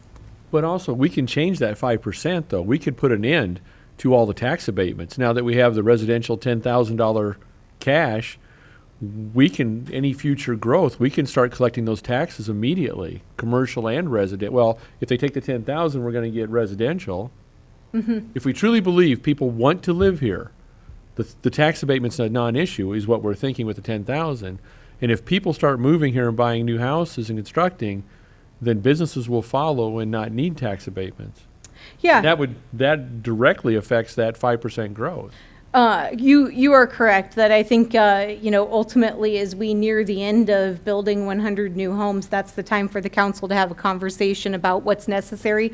It is left as optional. The way the chamber has put it is that you can't get both, but you might have a home where you do your calculations and figure out tax abatement's going to be the better thing. Yep. It's all about cash up front or cash on the back end, and yeah, so. But I do think, we could be having a conversation in the next 3 to 5 years about whether or not tax abatement is part of our strategy moving forward. Well, we all know that the problem with Marshalltown is we don't generate enough tax revenue to support what we need for a town of 27,000. We've either got to grow the town to 30,000 or 32,000, or figure out how to streamline some of the things we do, or both. Right, thank you. Thank you, Your Honor. Sure. Any other comments or questions?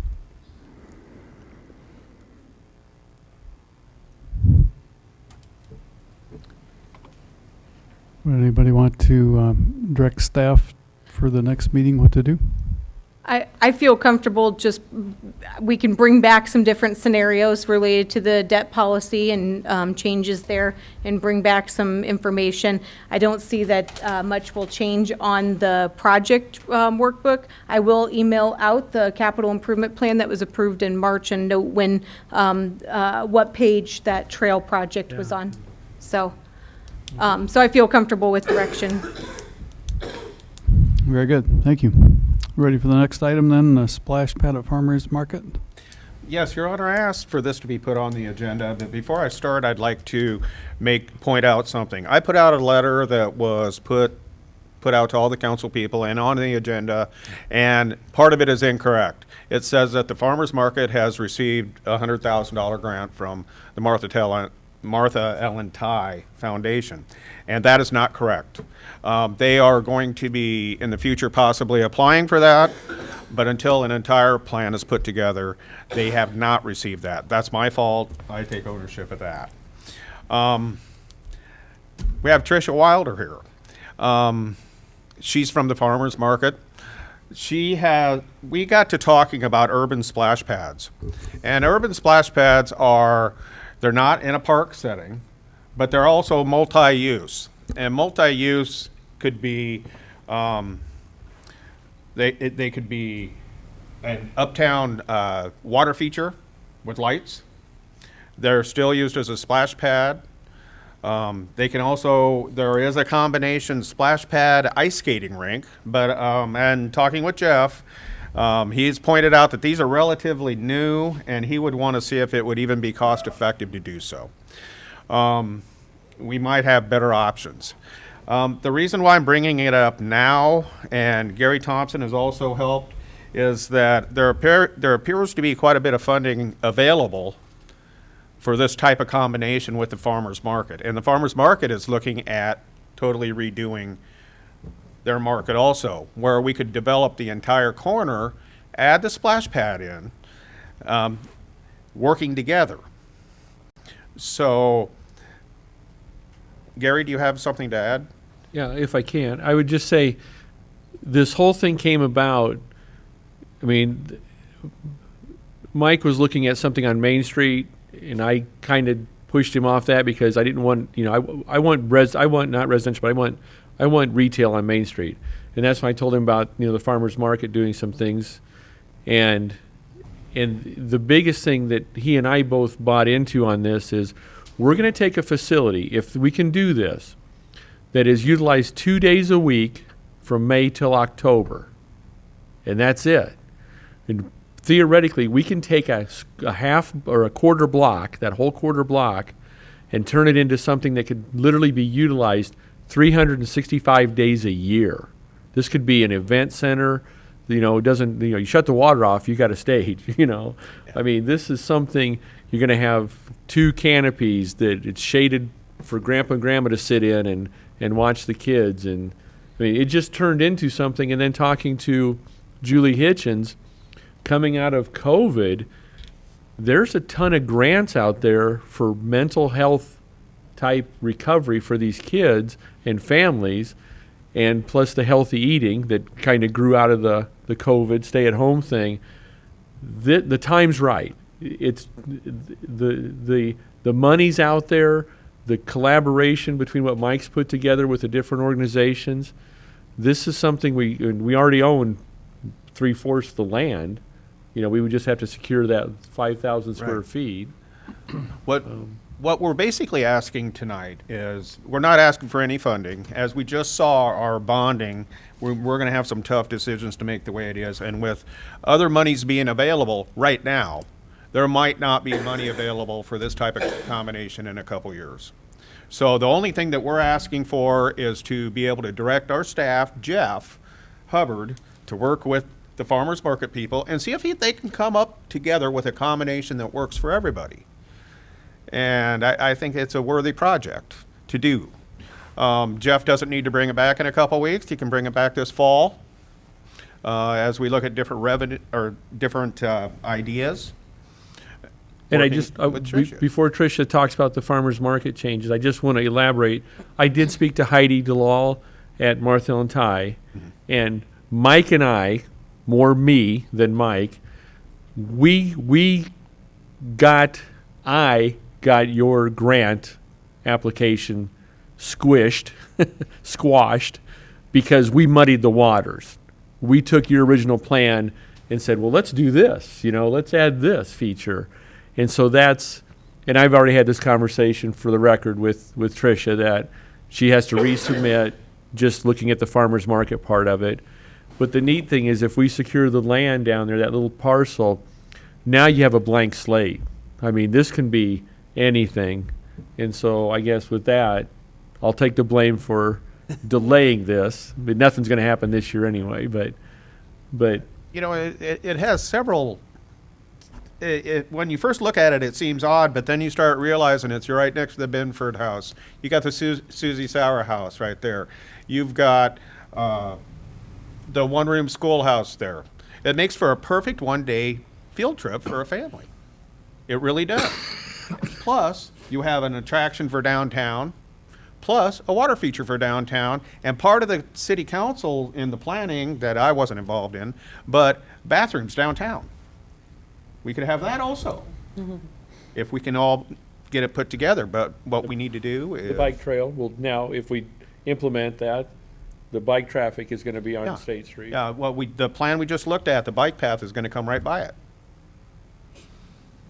So, would you like to say something? Sure. We'll talk about what your plans are for the farm. You've been so for the patient. farmers Thank market. you. Yeah, I'm the manager. This will be my 3rd year managing the farmers market. We are a 501c3 now, and we were hoping to develop the current property we sit on by adding a bathroom building with storage in it, and another open air shelter that runs north and south on our lot. And then we were hoping to purchase the land in front of us that's for sale and turn it into, add like a pocket park, a pollinator garden, hopefully some small shade trees, sitting, possibly a gazebo if we can fit it in there so it can act like a secondary stage. We do have a live band that comes to play most of the time, so we were hoping in the corner of the 2 shelters we could have a staging area for the band as well. Then there could also be other events hosted during market or on other days. People could apply with the city to use it just like any other park area, and turn it into something that's more of a destination, not just to come buy vegetables and fruits and stuff, but to spend a nice time with your family, like a park, host events. We work with any other community group. If they want to come up, we're going to be having, we've already had the Animal Rescue League come up and do a fundraiser. We have ISU come up quite often as well. They'll do things with the Master Gardeners and the 4-H Club. And we're open to welcoming any other kind of community, anything up there as well. So you're all for this? Yeah. That was the main thing. Also, I really like the idea of the splash pad. I had not thought about something like that. But of course, in that downtown area, there's a lot of residential people within the area. There's the new building that's going up as well. And something that could be converted into the ice rink as well sounds really neat. I'm also on the holiday stroll board, so that would be something fun for us to have during the holiday stroll. So I guess at this time, what I'm going to ask is, I would make a motion that the city council direct Jeff Hubbard to work with the downtown farmers market and to develop a plan, if possible, to bring a splash pad in together with the farmers market and bring it back to city council possibly this fall. And I'll just say, this is probably, from just some rough estimates, this whole thing is probably $650,000 to $750,000 project. However, it sounds like our impact is going to be minimal. Probably Yeah. what we even have budgeted out there, you know, that Jessica placed on future budgets. And Well, Splash for Life is donating money. Farmers Market obviously is getting grants, will be the major grant writer or recipient for this stuff. But it sounds like what we said, coming out of COVID, there's companies looking to hand over money for this stuff. So it just fits right now. The timing's right. So I would second Mike's motion. I was just going to suggest that was a second. Yes. Any further discussion by the council? One item just from a staff perspective is Jeff is a master of many things, but he is not a splash pad designer. Right. And so I would hope that if he needs to incur some costs for hiring somebody to provide that technical expertise to it, that you would be considering reimbursing that cost with local option sales tax, as I don't think there will be capacity for that in the general fund. What I can say from the research that I've done already, these companies will provide a ton of information if given some guidance to get to hopefully win the account. Now, dealing with, you know, a public entity like us, obviously it changes because it'd go out for a bid process. Correct, and that's where there's some Chapter 26 concerns that I think Right. we'd have to work with the farmers market to Mhm. figure out what are scopes of work that are completely separate and 100% donation funded in order to comply with Iowa code. But I do think that, no offense to Jeff, but I do understand. think that there's a technical expertise there that, you know, given the site Yep. constraints And then I also want to say that we would probably be in a better position, meaning the city entity, to negotiate the purchase of that land versus the farmer's market, that little island that sits there. Plus, we have the brownfield money. If we buy it, you know, outright, it was a gas station for years. It probably needs to be cleaned up. So we would be looking at needs utilizing a little bit of that brownfield, 300,000 for that site. I don't know if you penciled that in at all, Jessica? No, we're not penciling in any digging up of things here Okay. in our debt capacity. But Michelle can speak to more about the requirements for the. Yeah, Michelle Sponheimer, Housing Community Development Director. I just want to be clear, brownfield grant that we received does not cover cleanup. Oh. So that is purely for an assessment purposes. And typically with, in order to utilize that, there are restrictions as to when the acquisition occurs. Okay. And All right. our assessments. So We'll I just just- want to be we'll- very clear that that funding is not for cleanup. We'll just put 12 inches of concrete over it then. We'll cap it. And I would have no problem if Jeff needs needs to hire somebody with technical advice that we can't get, that it comes out of local option sales tax. We're not talking a large amount here.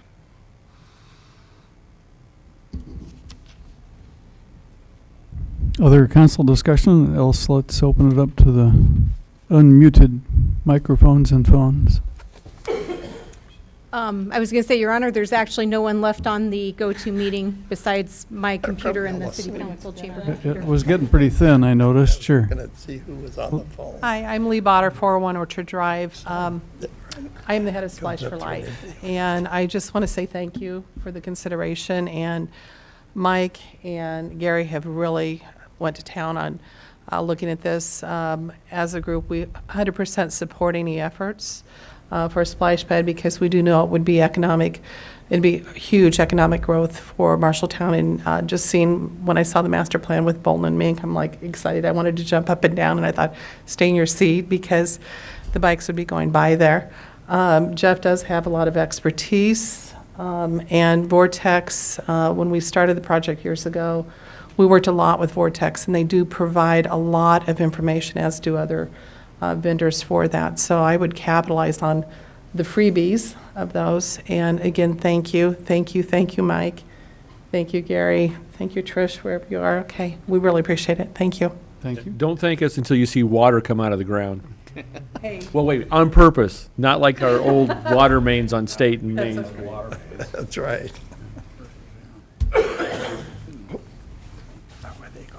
Okay.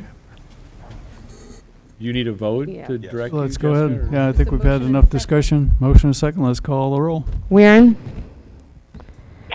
Yes. Gowdy, Yes. Hoop, No. Lottiehoff, Yes. Martin, Yes. Thompson. Yes. Very good. Staff has its direction on to the fifth of six items, and that's the Mega 10 caboose request to rename, or request to name it. Thank you for making me not talk there. I'm having a little bit of a coughing fit as of late today. The mayor received an email from Cindy Soderberg, the daughter of Stan Brown, back in March to name the caboose after him, and highlighted an article in there about the efforts that he put to bring that there. And of course, she wanted it done, I think, the next week, because that was when her mom's birthday was, and there just wasn't the timing to make that happen. But in doing some research over the last couple of months, I did find that we actually did have a naming policy that was created kind of for this purpose. So I've shared that with you in the email or in the agenda. But basically, what I've done so far to date is done some research, talked to some UP people, some Mega 10 Park Board people, Terry Gray, the Park and Rec Director, who was around during that time, kind of figure out, truly, is it deserving of that? And everybody that I've talked to has said yes. I took it to our Park Board meeting in June, and one of the things that they were concerned about was there are a whole lot of other people, UP workers, that brought it here. They've come and they've painted it and touched it up over the years, and so they wanted to see something more along. They also thought it'd be nice to let people know what a caboose is. Kids growing up in town have no idea the trains are different than they were when they first started here, when the town got developed. So some history of the railroad, how it got involved in Marshalltown, what the caboose actually was used for, kind of give a history of that, and some shout outs to the UP people for doing all that work, and then also naming the caboose after Stan Brown. So in talking with them, I actually talked to Terry Gray, who's also on the Mega 10 board, and she said that before their group disbanded, that was what they were looking at doing, was coming up with some sort of signage or placard that would have that information on it. So she thought that would be a good thing to continue on, but then adding that Stan Brown memorial would be fine, or the naming of it. So I guess with your direction, I would like to kind of work on what that design, what that sign would look like, get some costs associated with it. I do know that when the Mega 10 board disbanded, they gave some money to us for improvements for Mega 10 Parks. So we do have $19,000 in the fund to be directed there that we could pay for the sign out of that fund. Comments or questions for Jeff? I didn't cough at all. Should be talking more. Full disclosure, I was the president of Mega 10 when it did disband, with the permission of three of the people still as officers on that board that were the originators of it way back when, including Mike Schlesinger and Mike Bloom. Jim Clark was also involved in it way back when, and it was able to successfully raise a lot of money over the years, and it's a very, very popular park right now. So I just kind of wanted to throw that out there. We do need a resolution to come to the next meeting to formalize the naming. Okay. I'd entertain a motion to that effect. I would move that we take that direction, Your Honor. Okay. Second. Very good. Any further discussion? have a motion on the floor, Your Honor. I'm sorry? Yeah, Motion on the floor. there is a prior to motion. this. Oh, was there? Did I miss it? Yes, I believe so. What motion did I miss? Okay. believe so. Okay. Okay. My error. Mm, Proceed. Okay. Nobody else is online to be unmuted. Anybody wish to speak on this issue or forever hold your peace? Let's vote. Gowdy? Yes. Hoop? Yes. Lottie Hoff? Yes. Martin? Yes. Thompson? Yes. Maren? Yes. Very good. Staff has direction there too. On to the last item of discussion, which is fire insurance fee.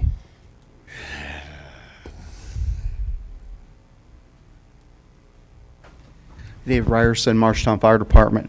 So you approved the fee schedule tonight by resolution, but I asked that this specific topic be pulled from that resolution. And I don't believe at the last council meeting when we brought this up for discussion that we really talked about this to the extent that we should have. And I did not feel comfortable leaving that in there. It is very controversial. There's arguments that can be made that the city's double billing people for fire services because our service is paid for through property tax, and then turn around and then bill them for a service that many feel are paid for through their property taxes. There are states now that are banning this practice. Kansas is one. There's 2 other states, and you'll have to excuse me, I can't remember the other 2. And insurance companies are fighting back against this type of revenue generation for fire departments. You know, then you have the discussion. Well, what's the fair rate to charge? Because some insurance companies pay $500, some pay $2,500. What do you do if somebody doesn't have homeowners insurance and you bill them and they don't pay? What do you do?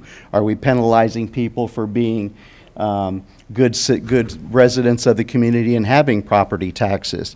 I just feel after I started doing the research on this topic that there's a lot more discussion that needs to be had before we consider doing something like this. And I would just as soon us do that than pass it and then have a lot of backfire and a lot of dissent in the community for having passed it. And I'd be happy to answer any questions. Anybody have any? Your Honor, I guess I have a question, but are insurance companies pushing back? Like one of the fees we did was like the multiple false alarm calls.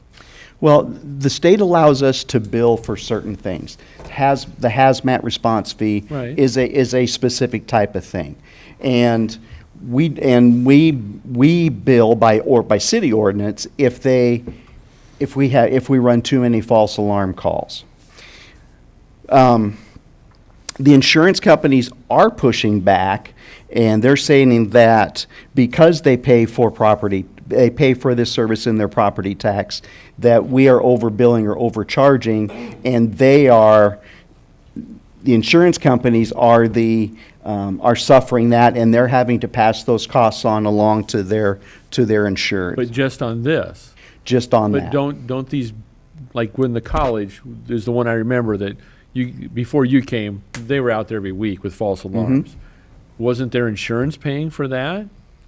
I don't know who was paying for that. Typically, if it was you as the homeowner, no, we would be billing you as an individual. So what's the state's position on this? The state of Iowa is one of those states that still subscribes to the philosophy that the service is paid for by property taxes, so that we shouldn't in theory be billing them for it. Okay, before we do anything, should we ask legal counsel on this? Well, I was going to say, so it is an allowable fee to charge, and I think, I understand Chief Ryerson's concerns. We do have a cash management policy, or I think do we have an accounts receivable policy as well?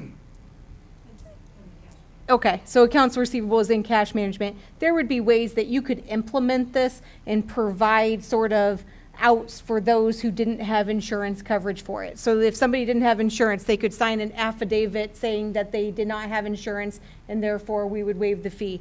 You could request that an insurance company provide a letter for their insured saying that they do not have this coverage as part of their policy, and then you waive the fee.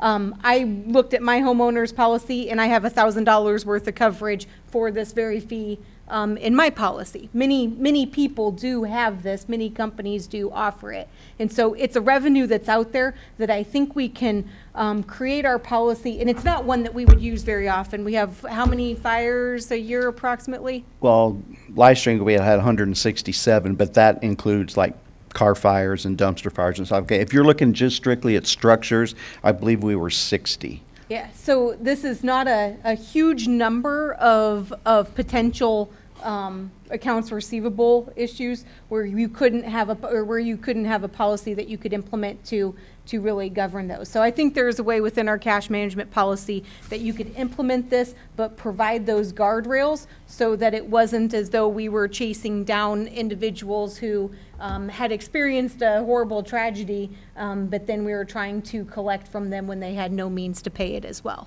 But is it worth our time to chase down 60 fees in a year?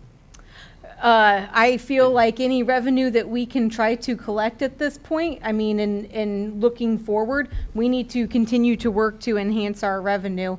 And so yes, I mean, just to at least try and see what it looks like. We don't know how many people are uninsured or whose insurance company would provide them that letter stating that they didn't have that coverage.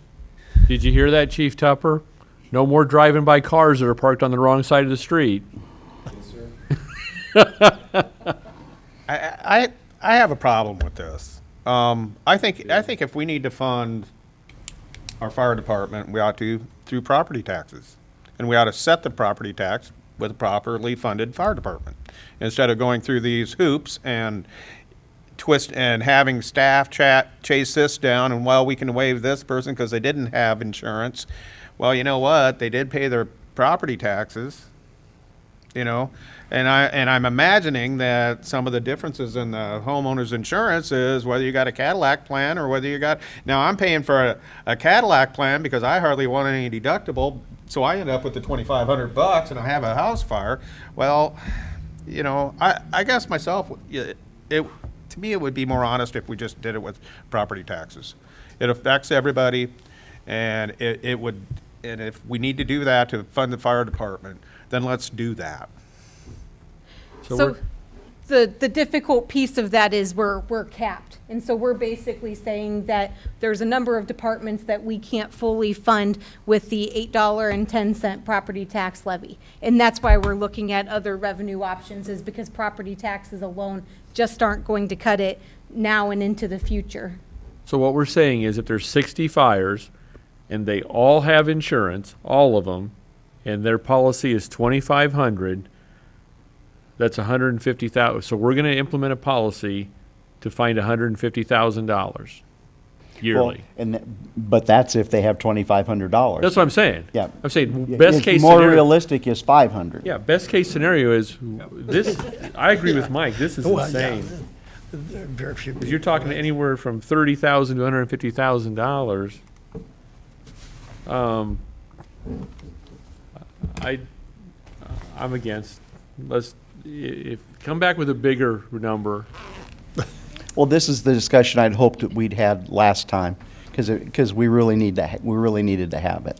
Yeah, and so what I would say, Councilmember Thompson, is it's really hard to come up with any revenue source that's even going to be $30,000. $30,000 is probably more revenue than you currently bring into the fire department each year, or on par. Well, with the exception of the contract that we carry with the Veterans Home. Yeah, so you're talking about, one fee that could potentially, I say potentially double the revenue that the fire department currently makes. I don't know that there's any other fees out there that the fire department could consider that would do that, or that other departments could consider that would be able to do that as well. And so. But earlier I said, let's eliminate tax abatement. That funds every department. Yeah, and you can do that, but it's something that you have to question of what you're going to get for the development. So we're still in that growth phase. We're not to the point where we have fully grown out like the way you see Bondurant. Bondurant has just recently rescinded their tax abatement. They're in a very different growth position than we are as a community.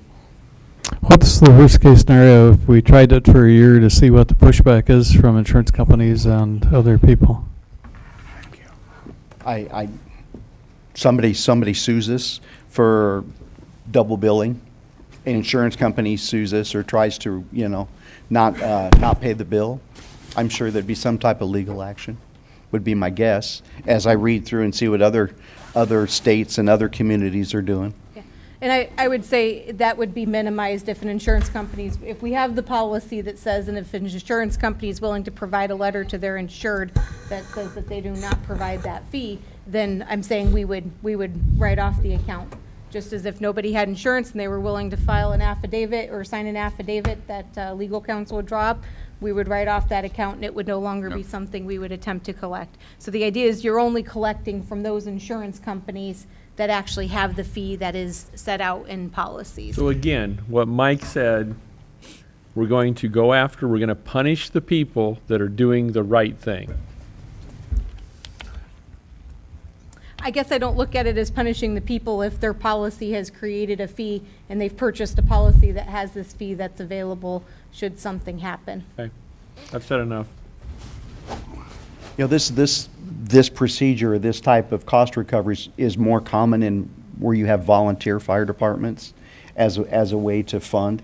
And then volunteer fire departments have subscription services where that's how they pay for their equipment. So this is something that is coming out now that municipal fire departments and fire districts are looking at as a way to generate revenue and do cost recovery. Well, I'm just going to say one more thing here. When I found out Unity Point was not reimbursing us or paying us for the ambulances going out in one of our meetings, I went to talk to you, and you were out that day. So Chris, the assistant chief, and I talked, and he was very persuasive that going out with those ambulance calls was a great service to the taxpayers of Marshalltown, and we shouldn't look at reimbursement from the hospital because those people expected us, our fire department, our EMTs, to provide a service to the community of Marshalltown. And until the equipment was getting overused and the people were getting burnt out, he thought you would agree with him. And I see this, until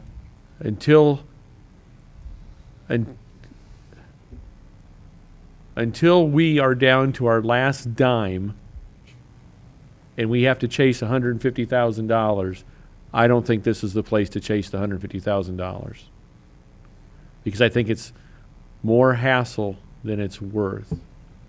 So, again, I look at like what Councilman Lottie said, and like what you said, Chief, is taxpayers have an expectation. We provide safety. We provide the police. We provide the fire. So, and if we're looking for reimbursement in anything, then we should stop going with Unity Point then. And according to your assistant chief, that's not a good PR move. Yeah, not responding to EMS calls, I would agree with that. Yeah. Because if you're injured at your house, there are times that we're on scene with a patient for 15 or 20 minutes before an ambulance gets there. And I don't think you care what color the unit is that shows up at your house. You just want somebody there to help you. So I think that's not a good move to not run at all. So do I think throwing it should, out there is part of the reinforcement for the argument that there are things we do that we don't expect reimbursement for. Yeah. Should the fire department be a revenue generating source? Well, I can tell you, if you're talking about like 75,000 revenue compared to $1 million budget, I mean, we're never going to be a revenue generating force in the fire department. Even if you took on EMS yourself, it's not going to be a revenue generating force. But I'm sure Dave would give up the low end of that was 30,000. I'm sure Dave would give up 30,000 of his salary to give you $30,000 a year. Hey, I offer to give up part of my salary for a fire marshal, so. Yeah, remember. I would move that we not pursue this at this time, not implement this program. I'll Is it- second that. Okay. Anybody need further discussion? Roll call.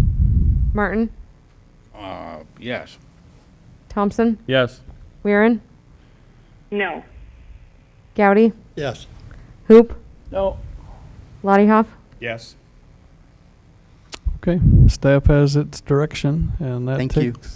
takes us to the time of public comment, and I have to read this quickly. Members of the public may make comments on the item that was not on the agenda during this time. The speaker must approach the microphone, state the name and address, limit comments to 3 minutes unless I authorize longer.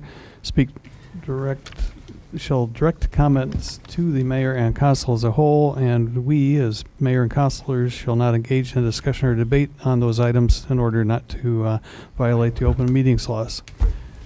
Microphone is open. I would tell you to unmute the mics. Nobody's here.